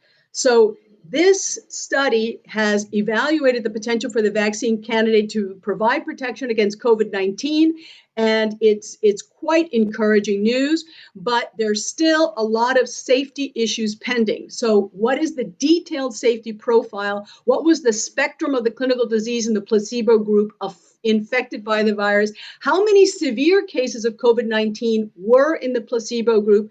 You see, this is how we arrive at that 90%. And the FDA has stated, by the way, that at least 5 cases of severe disease are needed to help evaluate enhanced respiratory disease in vaccine recipients. So we need to also know what was the spectrum of clinical disease in the vaccine group infected by the virus. Were there any severe cases or any evidence of vaccine-associated enhanced respiratory disease in the small number of persons infected after receiving the vaccine? And what impact did the vaccine have on the actual transmission of the virus? Because the study does not test individuals for COVID-19 unless the individual has symptoms. So if there are any asymptomatic positives, we don't know it. It's not part of their protocol.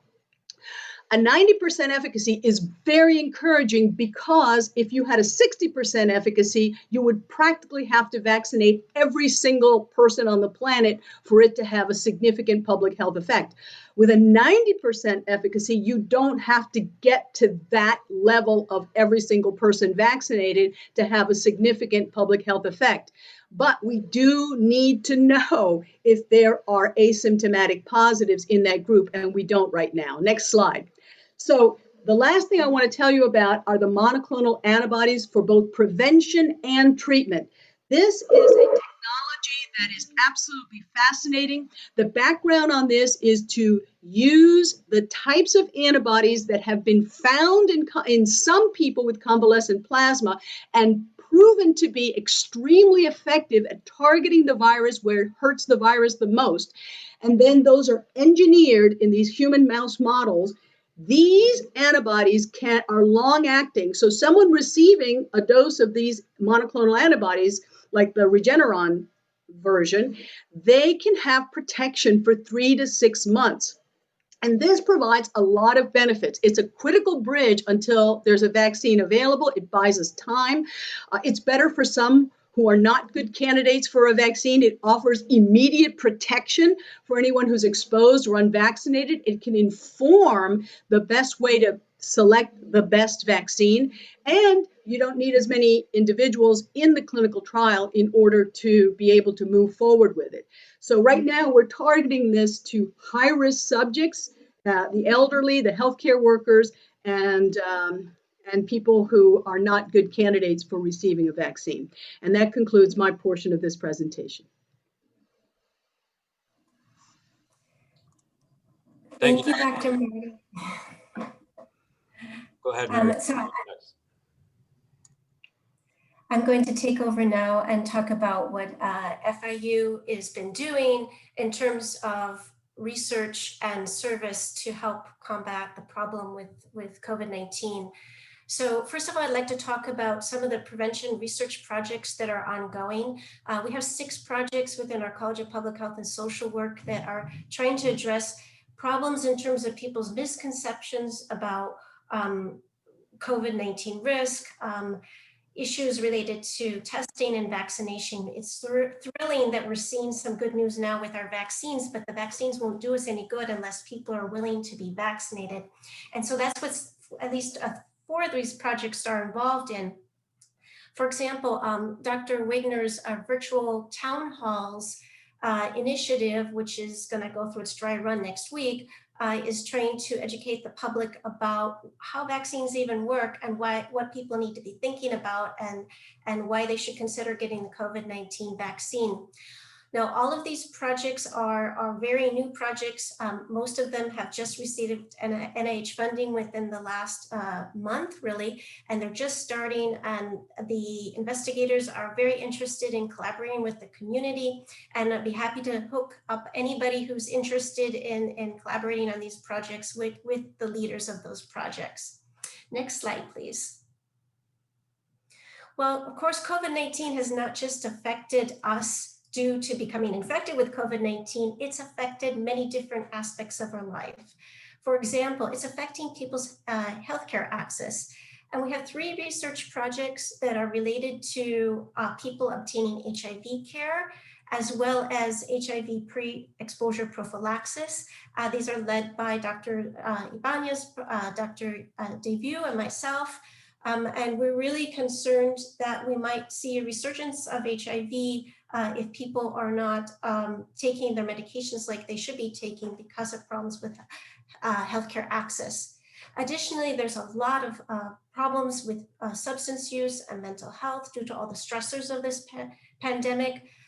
Professor Kochia is looking at family resiliency factors and health behaviors and the effects on families in terms of mental and physical health.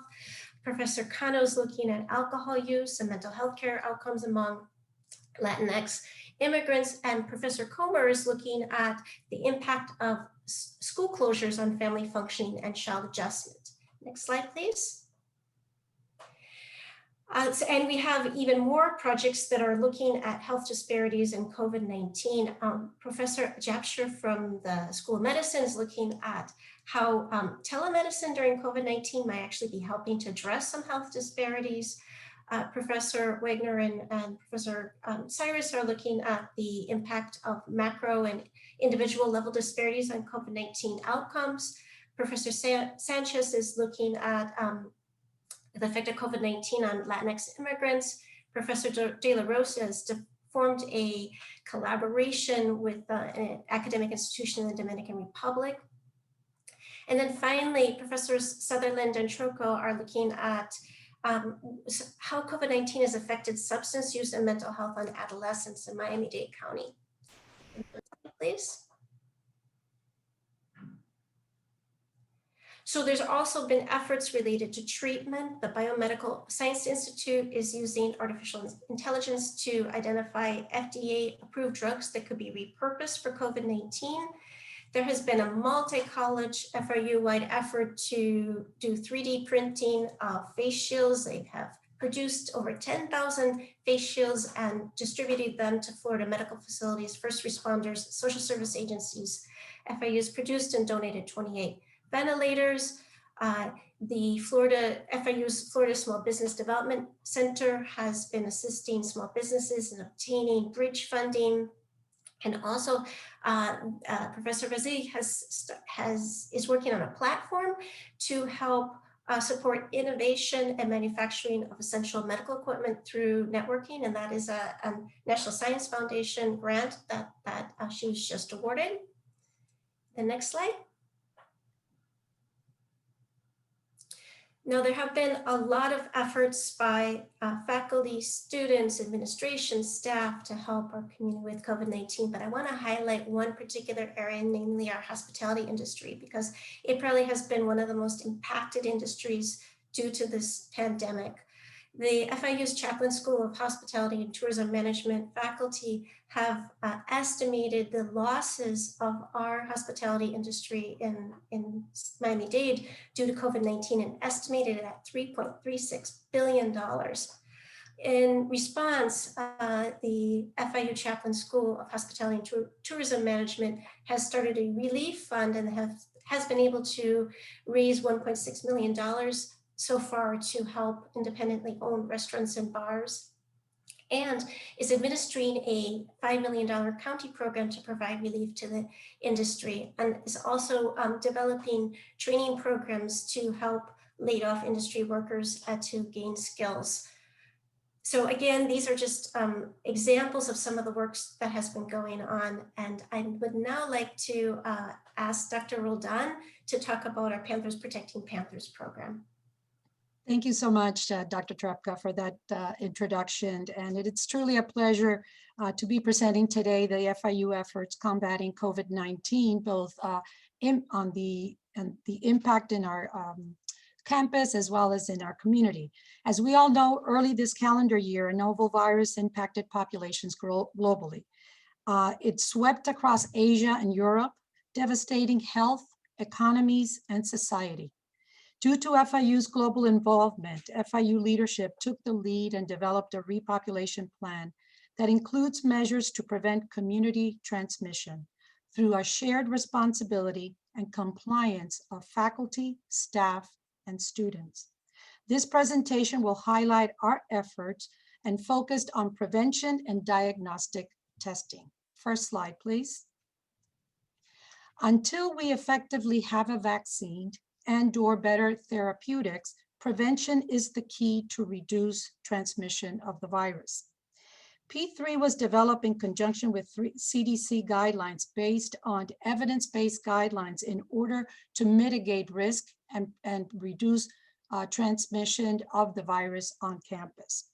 Certain preventive measures that are currently in place and includes not only the signage, communication, but also education of our campus community includes physical distancing guidelines, mandatory face coverings, reconfigured space, the Panthers Protecting Panthers app, which I will describe later on in several slides, the COVID testing testing on campus as well as on our COVID test site, new cleaning procedures, the impact of the COVID response team as a response to the screening questionnaire, and monitoring COVID-related activities.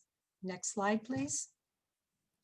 Panthers Protecting Panthers is a multi-language mobile desktop application that has been developed that basically involves screening questions in order to reduce mitigation and transmission of the virus on campus.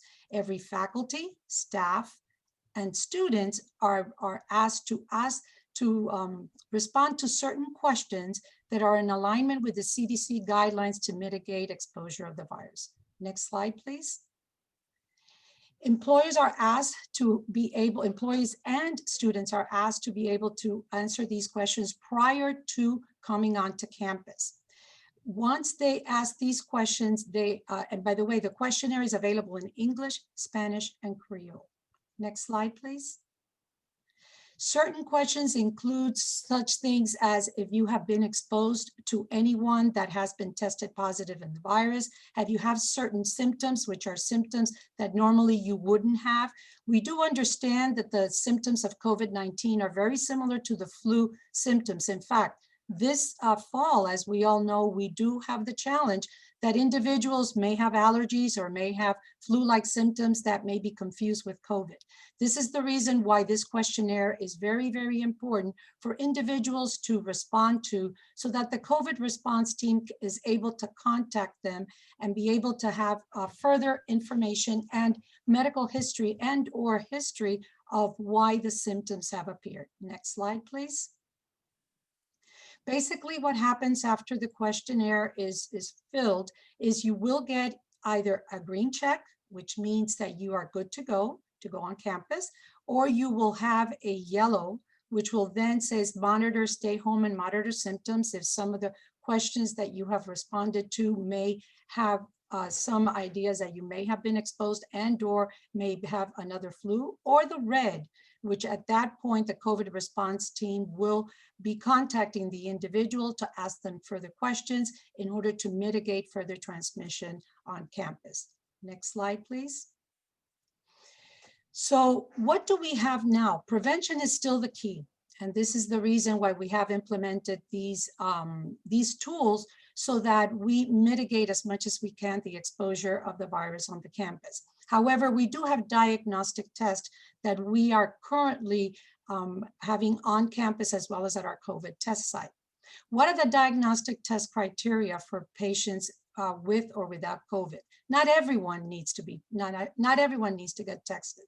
Only those that have symptoms that may appear anywhere between 2 to 14 days after exposures. Again, common symptoms could be cough, fever, chills, fatigue, headache, new loss of taste or smell.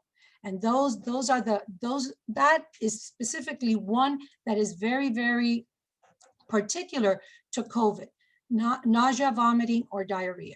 Those with close contact with someone with confirmed COVID-19, and the close contact definition, which as we know in the past few weeks has changed, which is defined as someone within 6 feet of an infected person for a cumulative of 15 minutes or more over a 24 period, starting from 2 days before the illness.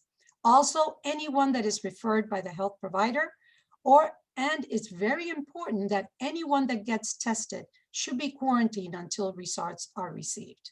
If results are positive, then they should be placed in isolation. Next slide, please. What are the diagnostic tests that are currently available? There's 2 types of tests. The viral test, which basically identifies a current disease, or an antibody test, which potentially identifies past infection. The molecular RT-PCR, which we probably all of us here in today's summit is very much aware, is processed in high complexity labs. This type of test can either be a nasopharyngeal swab, an anterior swab, sputum, or saliva. This detects the genetic material of the virus. These types of tests are usually done at test sites or can actually be done in urgent care centers, but it takes greater than 24 hours or more to be able to have a result. The antigen test. The antigen test is the rapid test, which can be, results can be done in a few minutes. It is a point of care test, which means that these types of tests are found in clinics and our offices, and the types of specimens are nasal swab. That particular test detects specific proteins from the virus. Finally, the antibody test, which could also be rapid test. These are actually done in commercial labs. It can take up to 1 to 2 days, sometimes within the same day. This type of test, the specimen acquired is blood, and it detects the antibodies made by the immune system to the infection. However, and we say however is underlined, unless we have a previous PCR test that has been positive, the antibody test can be nonspecific. It could actually be detecting other viruses. Next slide, please. Reporting and tracking is extremely important, especially in a disease such as COVID and other disease. As you heard previously, what is not reported, what is not tracked, is really we cannot take action on. So we do have constant reporting 3 times a week on the summary of FIU campus testing. This is just an example of what we basically report 3 times a week.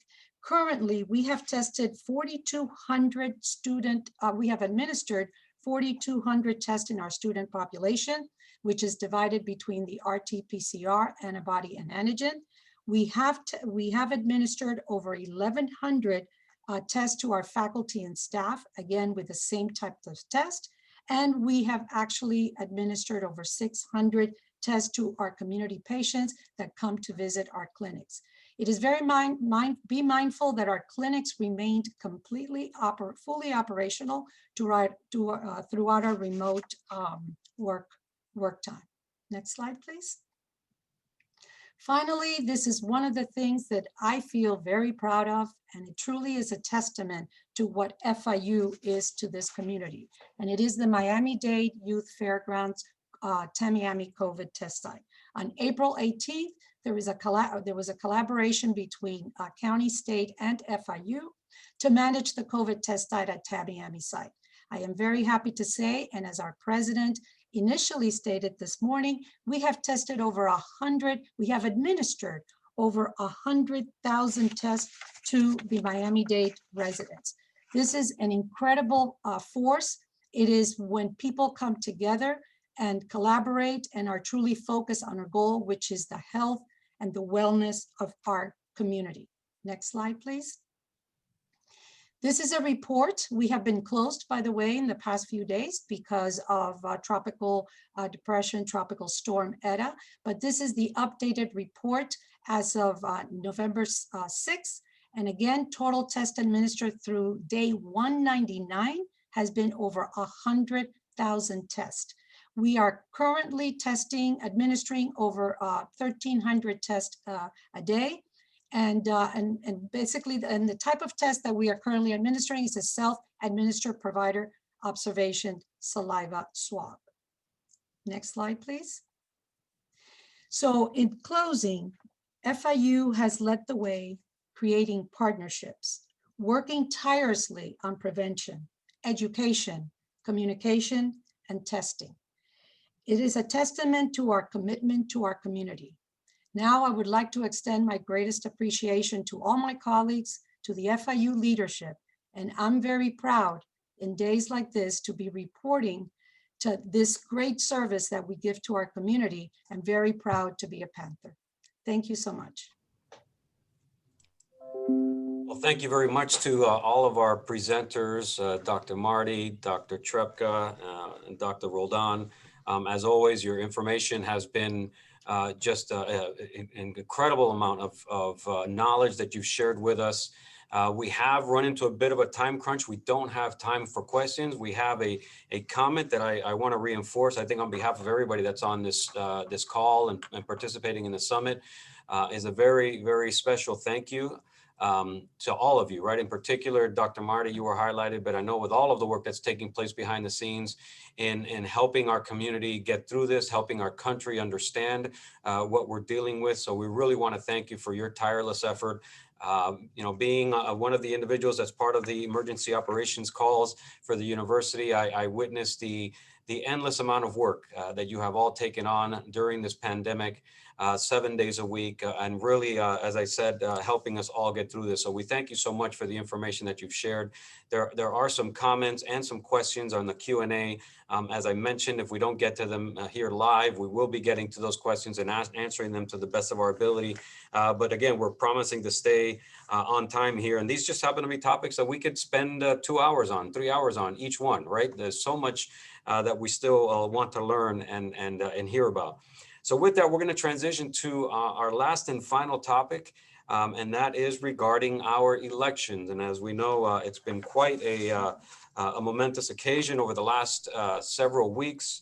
A lot of attention has gone toward the elections, record numbers of individuals voting across our country.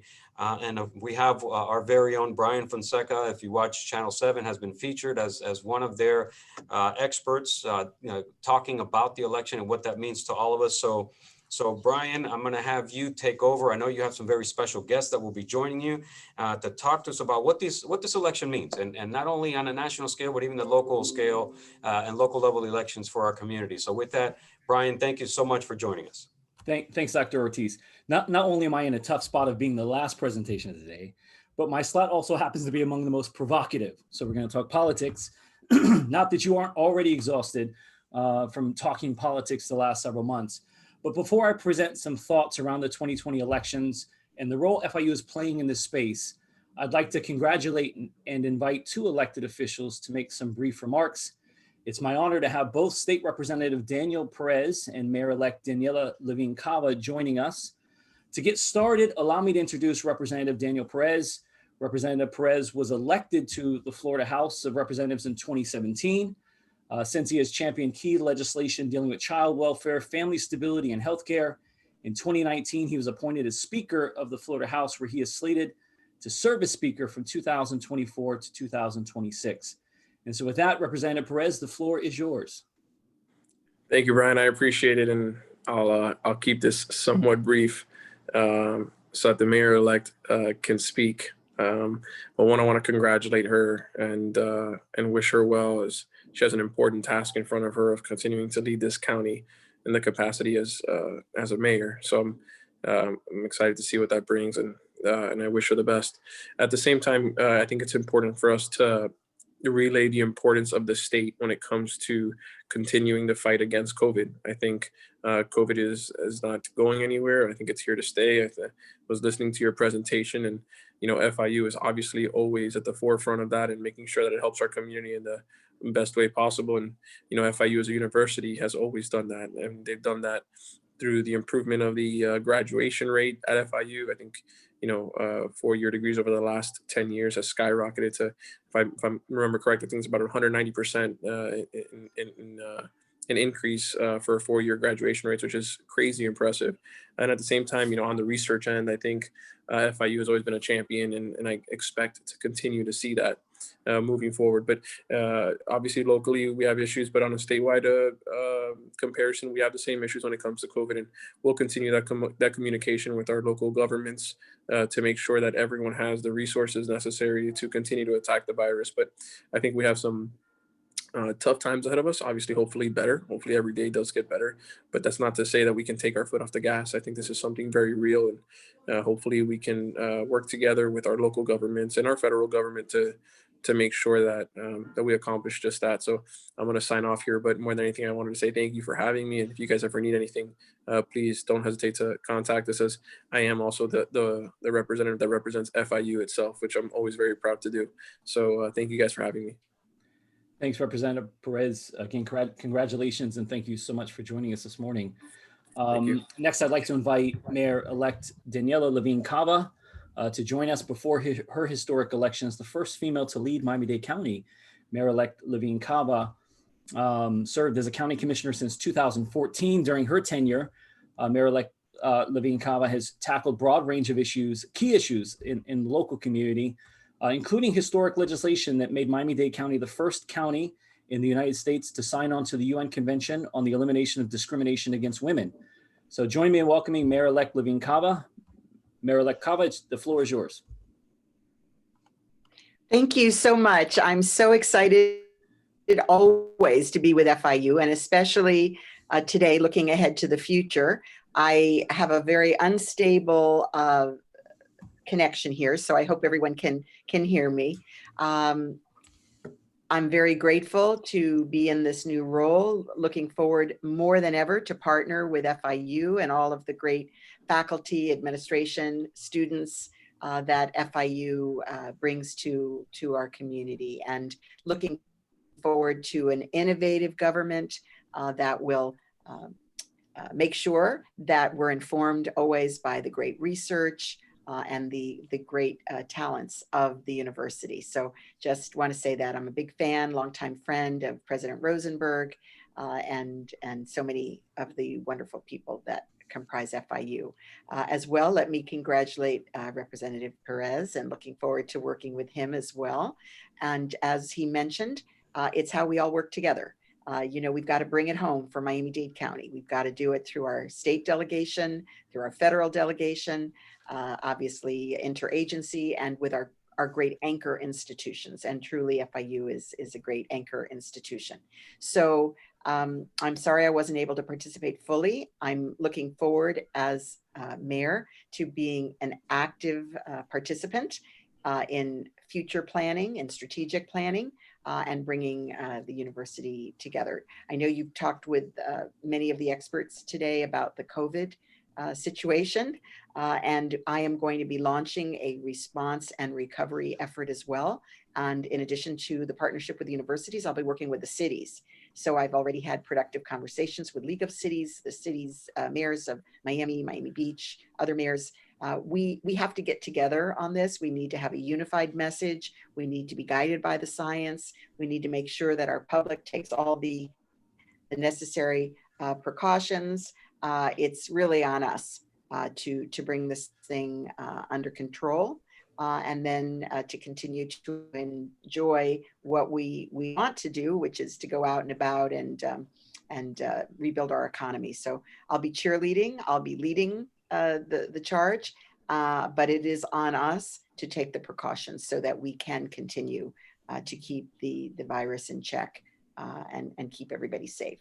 So really, I just wanted to have a chance to say that I'm here for you, FIU and broader community. I'm excited to be involved in some of the leading initiatives of the day besides response and recovery, and all of these things are related: our environment, our mobility, our housing, our jobs, doing it all equitably. So rebuilding in a way that will bring all of our communities together. So thank you again for the opportunity to say hello, and I'll be installed on the 17th of November. So we're going to have a public celebration in Bayfront Park, so stay tuned. Hope you can all join. Thank you so much, Mayor-elect Living Cava. Again, congratulations on your historic election. And we're absolutely honored to have you join us, you and Representative Perez join us today. So thank you so much. Now I have the hard part, by the way, of navigating a discussion around politics that hopefully isn't provocative or too provocative and perhaps not too polarizing. That was my charge. So when I was asked to present for a few minutes at today's Leadership Summit, I grappled with the idea of what can I talk about that won't get everybody's blood boiling or launch into Zoom fights live and over the Zoom. So I decided to just go ahead and go all in and tackle some big prevailing issues and then maybe leave some of the real provocative stuff to Q&A.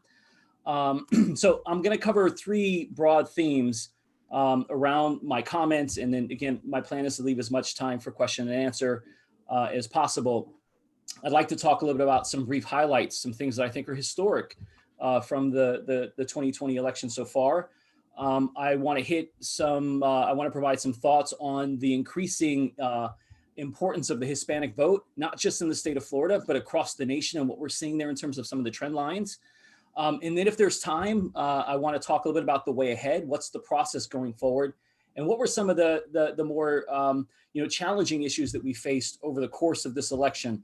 Everything from the mail-in ballot situation and the red-blue mirage and what that means and sort of how it evolved over the course of election night and on. Maybe I can field some questions around polarization and what we're seeing from the research on hyperpartisanship and the lack of bipartisanship in Washington. So those are some of the things that I want to hit. And of course, I want to conclude with some remarks on what FIU is doing in this space. So first, let me talk about the election, the historic results so far. First and foremost, I think one of the most fascinating results of this election is that we've had the highest voter turnout since 1900. We're talking about a 120-year record that was broken in terms of the voter eligible population, the percentage of that population showing up. In 1900, that voter turnout was 73.7%. The 2020 election is expected to conclude at about 66.4%, again, making it the highest since 1900. There were over 140 million votes cast in the 2020 election. President-elect Joe Biden received the most votes of any past president with just over 75 million. And if you take President-elect Joe Biden out of the equation, President Trump received the second highest with over 71 million. And there's still some balance to be decided on, and then we'll have the final numbers. But it looks like in terms of turnout, we're certainly hitting some record highs in American contemporary history. The other really big, I think, historic night, and I think we say this often, but certainly in this election, I think there are some really pronounced examples, it was a historic night for women. Adding, of course, to the election of our first female elected to serve as the mayor of Miami-Dade County, of course, we now have our first ever female elected vice president elect Kamala Harris. Not only is she the first female to be elected to the seat, but she's also the first woman of color to be elected to the seat as well. Perhaps the second person of color to be elected to the vice president seat, depending on debates that took place earlier in this century around the vice president for Woodrow Wilson. In addition to that historic moment, the Republicans added 13 non-incumbent women to the House of Representatives. And I think this is a huge victory for Republicans in their efforts to expand the franchise to women. In 2018, Republicans were only able to elect one new non-incumbent woman to the House. This election, they added 13. And I think that's, again, historic for their party. Finally, the entire House, just sort of aside, the entire House delegation for New Mexico is comprised of women. So New Mexico's House delegation is comprised of 3 House of Representatives. All 3 are now women. So we have our first state that is essentially represented by a solely female cast in the House of Representatives. So I think those were some real historic moments. When you think about mail-in ballots, certainly over 100 million ballots cast by way of mail, certainly an implication of what Dr. Marty was talking about and the impacts of COVID-19 on our election. And we can get into that a little bit more in Q&A if we want to. But I think those were some of the big highs. I want to hit on some themes around the importance of Hispanic voters. Hispanic communities in the United States represent the fastest growing minority group, and both Republicans and Democratic parties have worked really hard to bring those constituencies under their tent. Based on historic research, we're talking about roughly 20% of the Hispanic electorate moves between the Republican and Democratic parties. Historically, the Democrats have done better with Hispanic communities at about 60% in the aggregate, and that's across the nation. While the top vote for Hispanics in the Republican side of the aisle was 40%, and that was with President George W. Bush in 2004, where he picked up a historic high of 40% of the Hispanic electorate. So the U.S. Census data estimates that today the Hispanic population comprises 32 million Hispanic voters, and that was as 2020. That represents roughly 13.3% of the total American electorate. And now, for the first time in a U.S. presidential election, it represents the largest ethnic minority in the United States. Hispanic voters are largely concentrated around 5 electoral college vote-rich states: California, Texas, Florida, New York, and Arizona. It's important, and based on some of the research I've pursued over the last several years, it's important to highlight that there's no real monolithic Hispanic community. In other words, the Hispanic community is not homogeneous, and we see that clearly from the results. I mean, there are, however, Hispanic communities that share common identities, but it's largely separated by national origin. National origin influences policy preferences. It's something that we continue to see from the data. For example, we saw this clearly in South Florida with the preference of the majority of the Cuban American vote going to President Trump. Still within these groups, there remain pronounced differences along the lines of age, gender, religious preferences, and income and educational levels. There are also really important questions around the policy preferences of Hispanic voters. Research indicates that while immigration policy is important to most Hispanic communities, its salience as a key policy issue wavers over time. Immigration policy matters most depending on the mobilization efforts by campaigns around immigration politics in the United States. Instead, what we find from the research is that economics, healthcare, security appear to be the most prevailing and dominant issues influencing Hispanic policy preferences. And I think we saw that again in this election. Lots of good examples referencing, perhaps some of the challenges that President Obama had in his first term in terms of delivering on immigration policy promises. Still in 2012, the Hispanic community largely rallied around him, despite maybe some issues they had in terms of his ability to move immigration policy forward.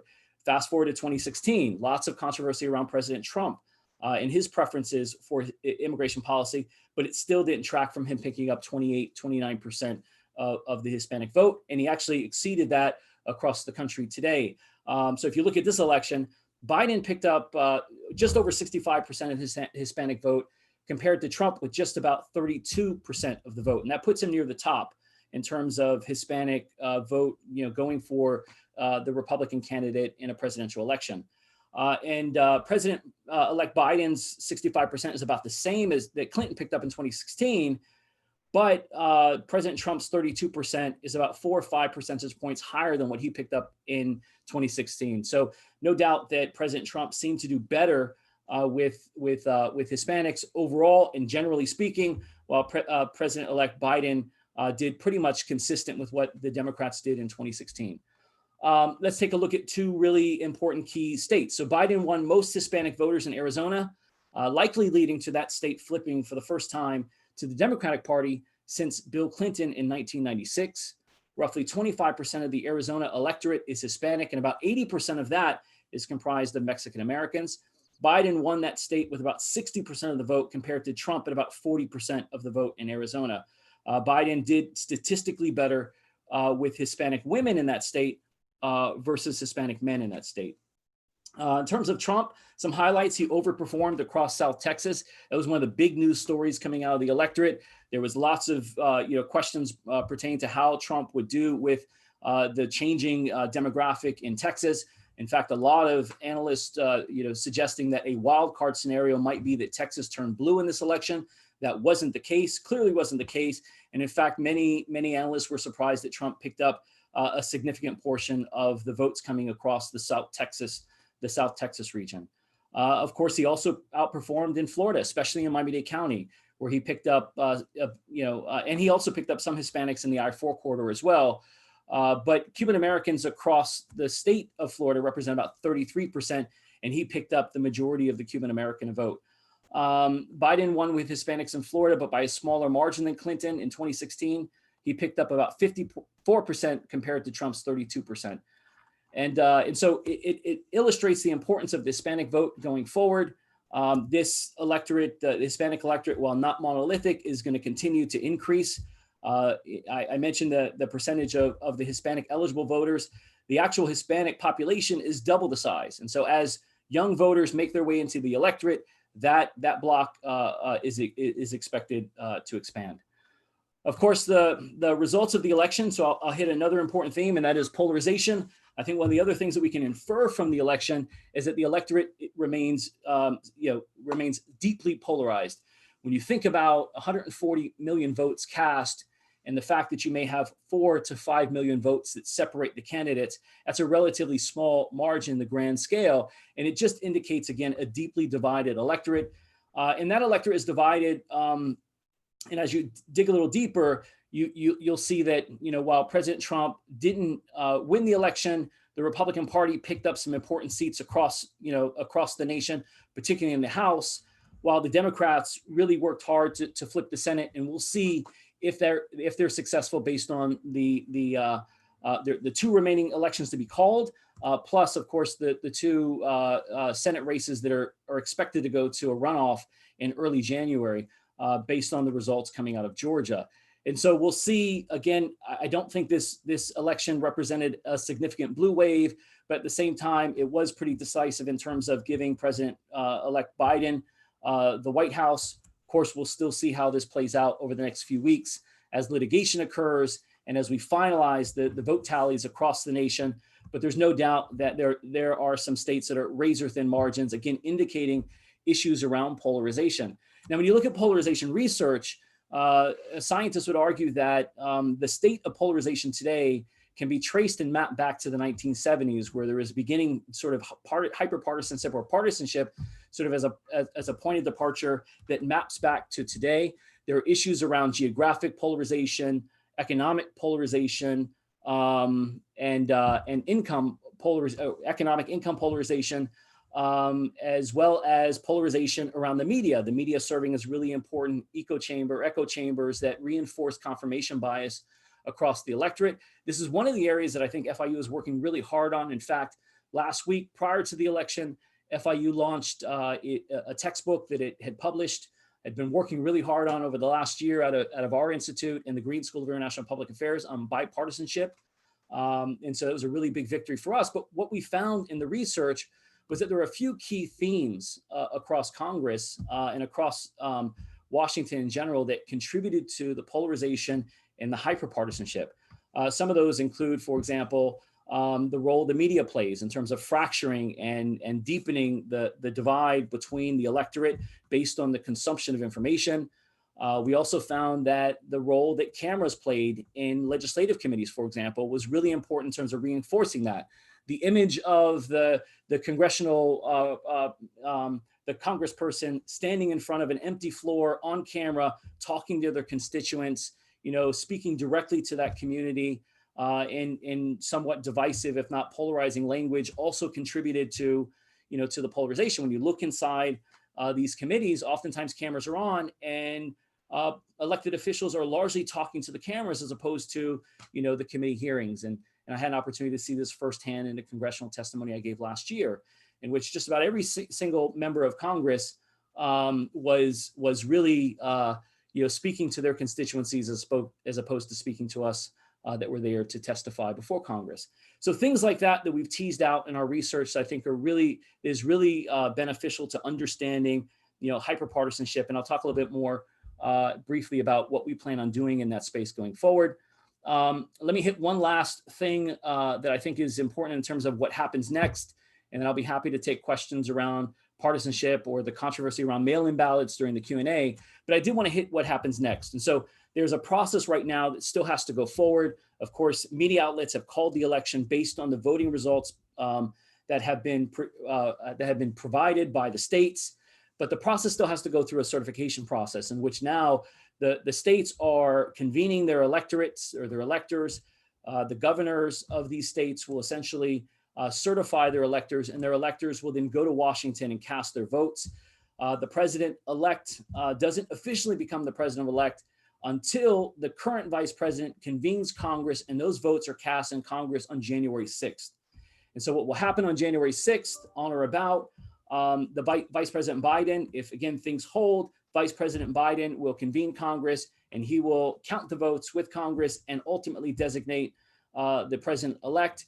And sort of a twist of irony, 4 years ago, it was Vice President Biden who was calling that vote and announcing President-elect Donald Trump. So that's going to be the process going forward. Of course, there's a lot of litigation into this election. If I put it in contrast, most of you on the line remember the 2000 election and how controversial the 2000 election was. There were about 196 litigations that occurred in the 2000 election. So far in this election, we've already surpassed 400. So there have been 400 legal inquiries or sort of legal fights that have taken place around this election, and there are still more to come as we move towards the closing of the results. So let me, before I conclude, let me just highlight a few things about what FIU is doing in this space, and then I'll be happy to field questions. So within the Green School, for example, I thought it was really impressive that FIU was out in force with local, national, and international media outlets around the election season. In fact, FIU faculty and researchers were providing political analysis on the night of election on CBS 4, Channel 7, Telemundo. And so we had cornered pretty much the local market, providing analysis and reflections about what we had seen, what we were seeing, and what was to come. In addition to that, FIU has also advanced research around the area of bipartisanship, as I referenced earlier. We led a publication of a textbook that was released titled Divided Union, Structural Challenges to Partisanship in America. Not only was getting the textbook out before the election a huge lift, but we also managed to get Routledge Press to fast track it to paperback. So you only have to pay $40 instead of $200 for the textbook. So we're pretty excited that we were able to get that book out and make sure it's as accessible as possible. Professor Eduardo Gamarra in the Department of Politics and International Relations has been leading the Latino Public Opinion Forum, which is a forum designed to better understand the Hispanic vote. In the 2016 election and 2020 election, we saw a tremendous amount of focus groups and public opinion surveys that were going out to a broad range of national Hispanic electorates or constituents to try to get a better understanding of where they sat on key issues. We also, in partnership, the Green School, in partnership with the College of Engineering, is working with the MITRE Corporation on examining disinformation and misinformation around the elections. In fact, what's really fascinating about that effort is that we are working with MITRE to develop a disinformation, misinformation classification framework. And this framework is to be used globally as a means of better categorizing and tracking information operations on key themes, not just around the elections, but of course the broader information landscape. We're using the elections as a means of testing our framework, but that's a project that we're working on with MIDA that should be forthcoming. Of course, our governmental relations team, headed by Vice President Michelle Palacio, is already engaging our newly elected officials at the local, state, federal levels. And our FIU in Washington, D.C. Office, led by Vice President Carlos Becerra, is working to collaborate as both a advocate in D.C. pushing and pursuing FIU priorities and research areas, as well as an open door to students through internships and courses. In the last year, nearly 100 interns in D.C. and on Capitol Hill interned in D.C. and on Capitol Hill. Students interning on the Hill are also working for members of Congress beyond Florida. FIU students are working for congressional members from both sides of the aisle, representing another 8 states in addition to Florida. Of course, there's a lot more going on around the university that converges in the public policy space. In fact, we're working really hard to increase the interdisciplinarity around our policy work. Before I close, I'd like to make one last plug for a recently launched Green School podcast titled Panthers Talking Politics. This is where I sit with Dr. Catherine DePaulo Gould, and we talk politics in the context of Florida.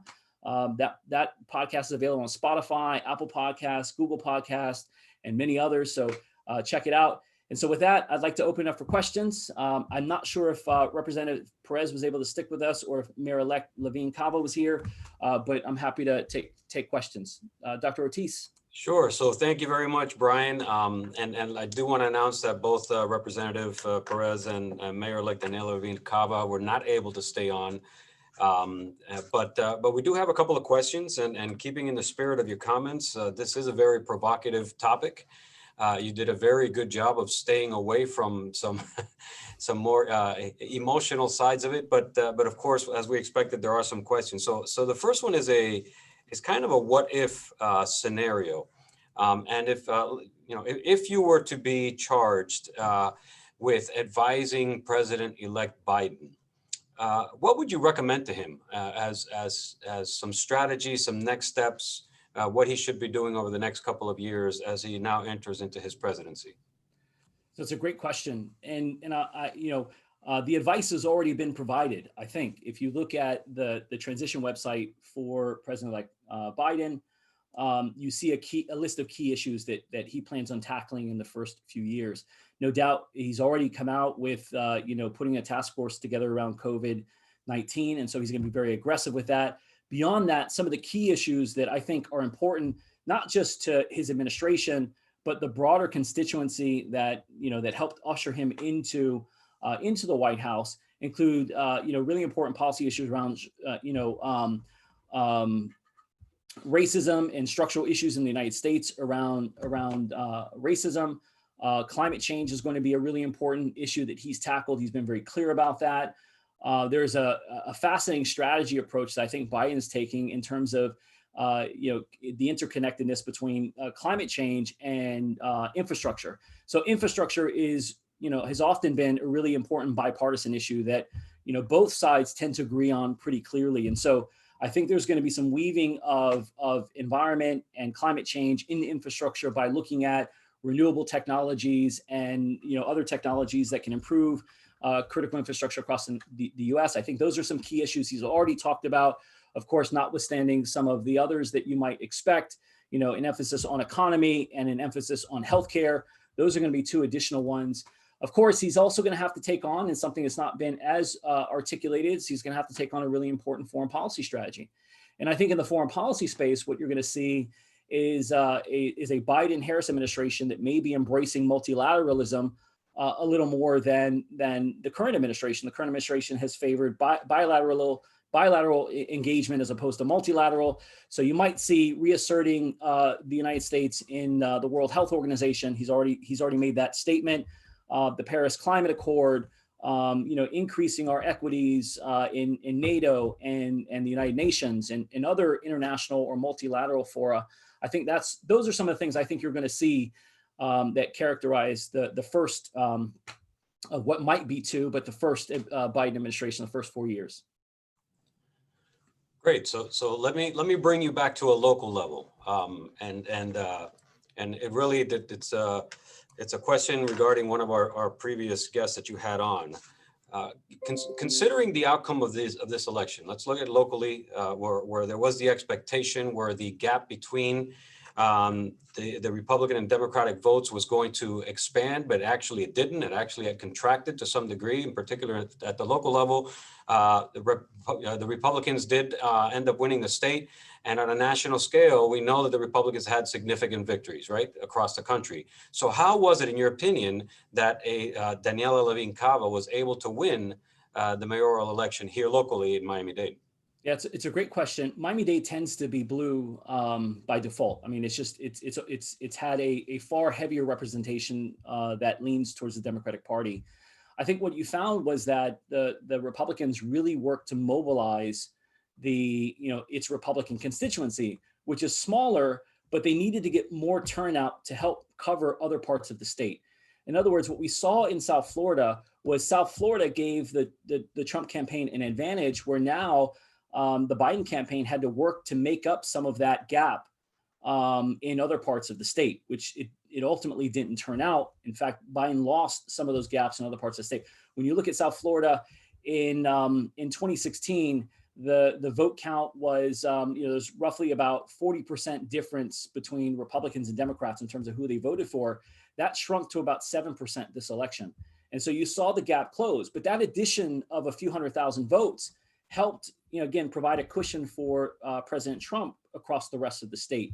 But again, I think part of that was mobilization efforts.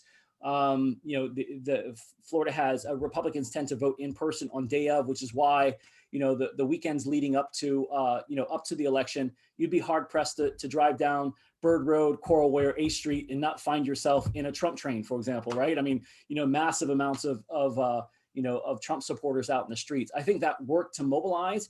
But again, these campaigns took very different approaches, and their approaches were largely tied to their respective narratives around one thing, and that was the global pandemic. Trump's position towards the pandemic, led him to convene these big mass, rallies. It was something that he worked hard to do, and I think was somewhat effective. And I think that was an important part of it. While Biden worked the mail-in ballot side and worked this, we have a responsibility not to convene these large gatherings, had much smaller, and he was criticized for that. In the end, it looks like the favoring of the mail-in ballots, seemed to work. I'll give one illustration where a lot of people sort of have questions. If you look at Pennsylvania, and I wasn't sure if I was going to even mention Pennsylvania because it is so controversial. But if you take Pennsylvania, for example, when you look at Elect Project, which is a phenomenal resource for us that tracks a lot of the early voting, mail-in voting as well. When you looked at the mail-in voting for Pennsylvania, Democrats had requested and returned roughly 1.7 million ballots. You compare that to Republicans that requested and returned roughly 700,000 ballots. There was about a million ballot difference between Democrats and Republicans. And what we know from the research is that roughly 90% of registered Democrats will vote Democrat, and roughly 90% of registered Republicans will vote Republican. So I think it was very much expected. And this is what contributed, by the way, to the concept of the red mirage, which, by the way, in other parts of the country, like Ohio, there was a blue mirage. It largely depended on when you counted the mail-in ballots as to whether or not your state was going to appear red first or appear blue first. In Ohio, they counted the mail-in ballots early. The state appeared to be appeared to be blue. And then, as the votes on day of started to be tallied, that state quickly moved to red and was very clearly red. In Pennsylvania, it was inverse. You counted the in-person ballots first, which were largely Republican, and then you counted the mail-in ballots, which took it from a seemingly dominant red state into the blue state that we see today. So I hope I didn't go off subject there, Dr. Ortiz, but a little bit of additional context. Listen, this is incredibly informative, and we have time for one last question, so I'm going to put you on the spot here, and I'm going to ask you to take out your crystal ball. So, in your opinion, do you feel like in the next 4 years, Washington will be more bipartisan, and what do you project will happen in 2024? This is a great question. I left my crystal ball at home. Unfortunately, I can't. No, it's a great question. My hope is that, yes, my hope is that, we're going to see some movement across the lines. I think there is an expectation that a president-elect or a Biden administration, or a Biden specifically, as the president who has worked Congress for so long and has really deep relationship, is going to be able to walk across the line and maybe pull some of the Mitch McConnell, Republicans, further towards, some form of compromise. But I think it's a long road, and these things are going to move very slowly. If they are moving in the opposite direction, they have to be sustained over a longer period of time. It's not going to be one administration that changes, the political temperature in Washington or across the electorate. Republicans also got to work with their respective constituencies, and Democrats got to work with their constituencies, because if you can't bring your constituencies more to a bipartisanship, then it makes it very hard for you as a legislator to be bipartisan, right? Simply because your constituencies aren't demanding it or aren't expecting it. And some of the way that politics is run so visibly, a lot of our congressional representatives speak and do things that are directly appealing to the sense of reelection and their ability to be reelected, whether it's every 2 years or every 6 years, right? And so I think there's going to be a long march. I think that there could be a Biden sort of olive branch extended to, Republicans in the Congress. What's really going to be interesting is whether or not this runoff race in Georgia is going to give the Republicans control of the Senate or Democrats control the Senate. If the Democrats don't pick up control in the Senate, it's the first time in a very long time. I can't remember a time when it wasn't this way, and that is an incoming president, a non-incumbent president, doesn't come in with control of the Senate. And that may actually force a little more bipartisanship if an incoming Biden administration has to work with a Republican-controlled Senate. So we're going to see how the Senate evolves, because it's going to be really important to whether or not there is a almost forced, partisanship. So that would be my in 2024. I don't know. That's really tough. There's lots of talks about whether or not, President Trump is going to mount, I think this were the words coming out of the White House, a resurrection campaign in which he would try to make a comeback in 2024. It seems a little tough for me to imagine. It's certainly possible. But there's also another host of Republican contenders. You saw them in the primary. That would likely come. I also think that it's very possible that in 2024, Biden passes the torch to someone else. Remember, he's going to be in his early 80s in 2024. The likelihood of him running for re-election is probably low. And what that means is that there may be a passing of the torch either to his vice president, Kamala Harris, or there may be a much more fought out primary season among Democrats to see who's going to maintain some form of Democratic incumbency in the White House. So Brian, thank you for your insight. As always, just incredible information. Your knowledge and expertise in all things political and election related has just been great to listen to. I know that the participants have learned quite a bit listening to your explanations, and you took on the tough questions as well. So thank you very much for being part of this panel as well. So ladies and gentlemen, that brings us to the end of today's summit. And we hope that you have found today's discussions enlightening, educational, thought-provoking, but more importantly, have really put you in a place and a position where it's going to lead to action. We encourage you to continue reaching out to us and connecting with the university, and let us know how we can do more and how we should do more to help continue to elevate this community. I want to remind everyone that following today's summit, you will receive an email that is a survey, and we ask you please to make sure to respond to that survey, because again, every time we have a town hall or a summit such as this, we want to certainly improve the information and the conversation that takes place. So with that, it's my pleasure to bring back once again for some final thoughts, President Mark B. Rosenberg. Thank you, Pablo, and I want to thank all of our panelists.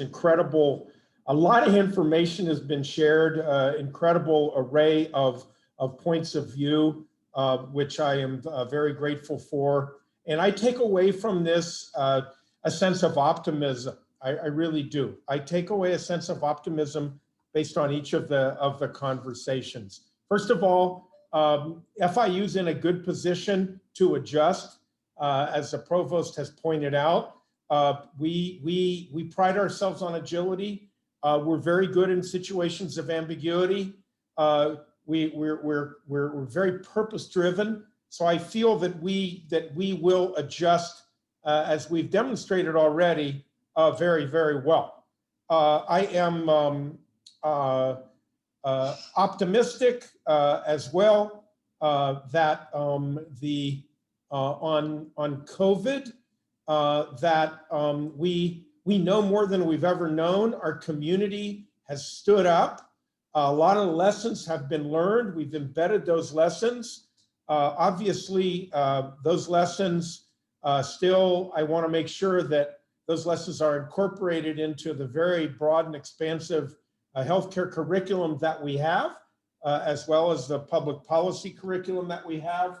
But I feel that there is momentum at the national level, even if it is the case that the numbers are going up. I am also optimistic about our diversity initiative. There is broad consensus at the institution that this is something not only that is important, but it's something we should be doing.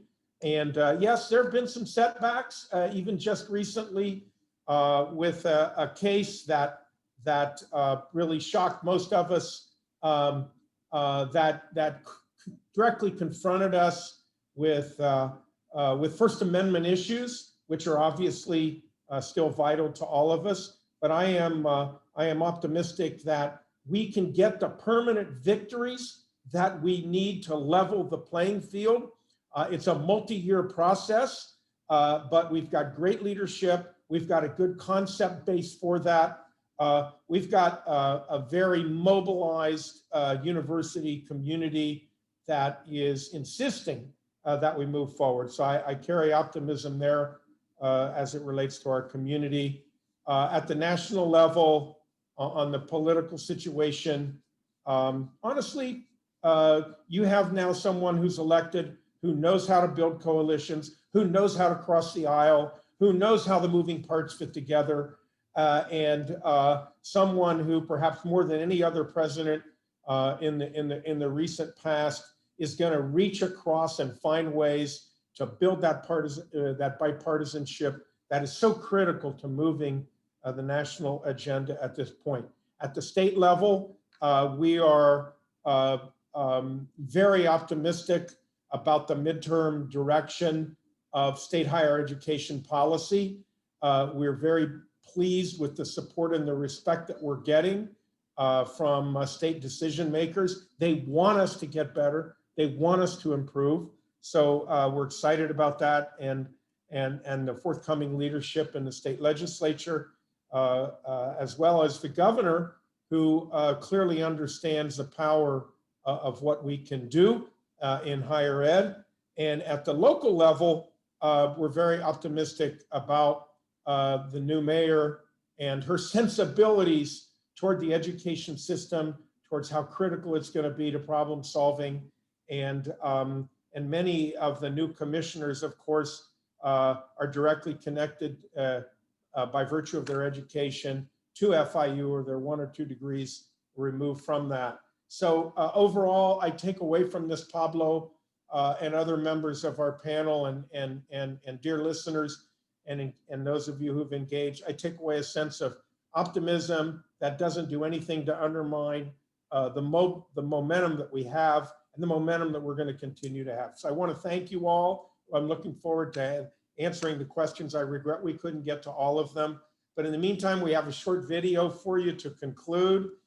It's about our real FIU. So thank you all very much. Have a great rest of the week.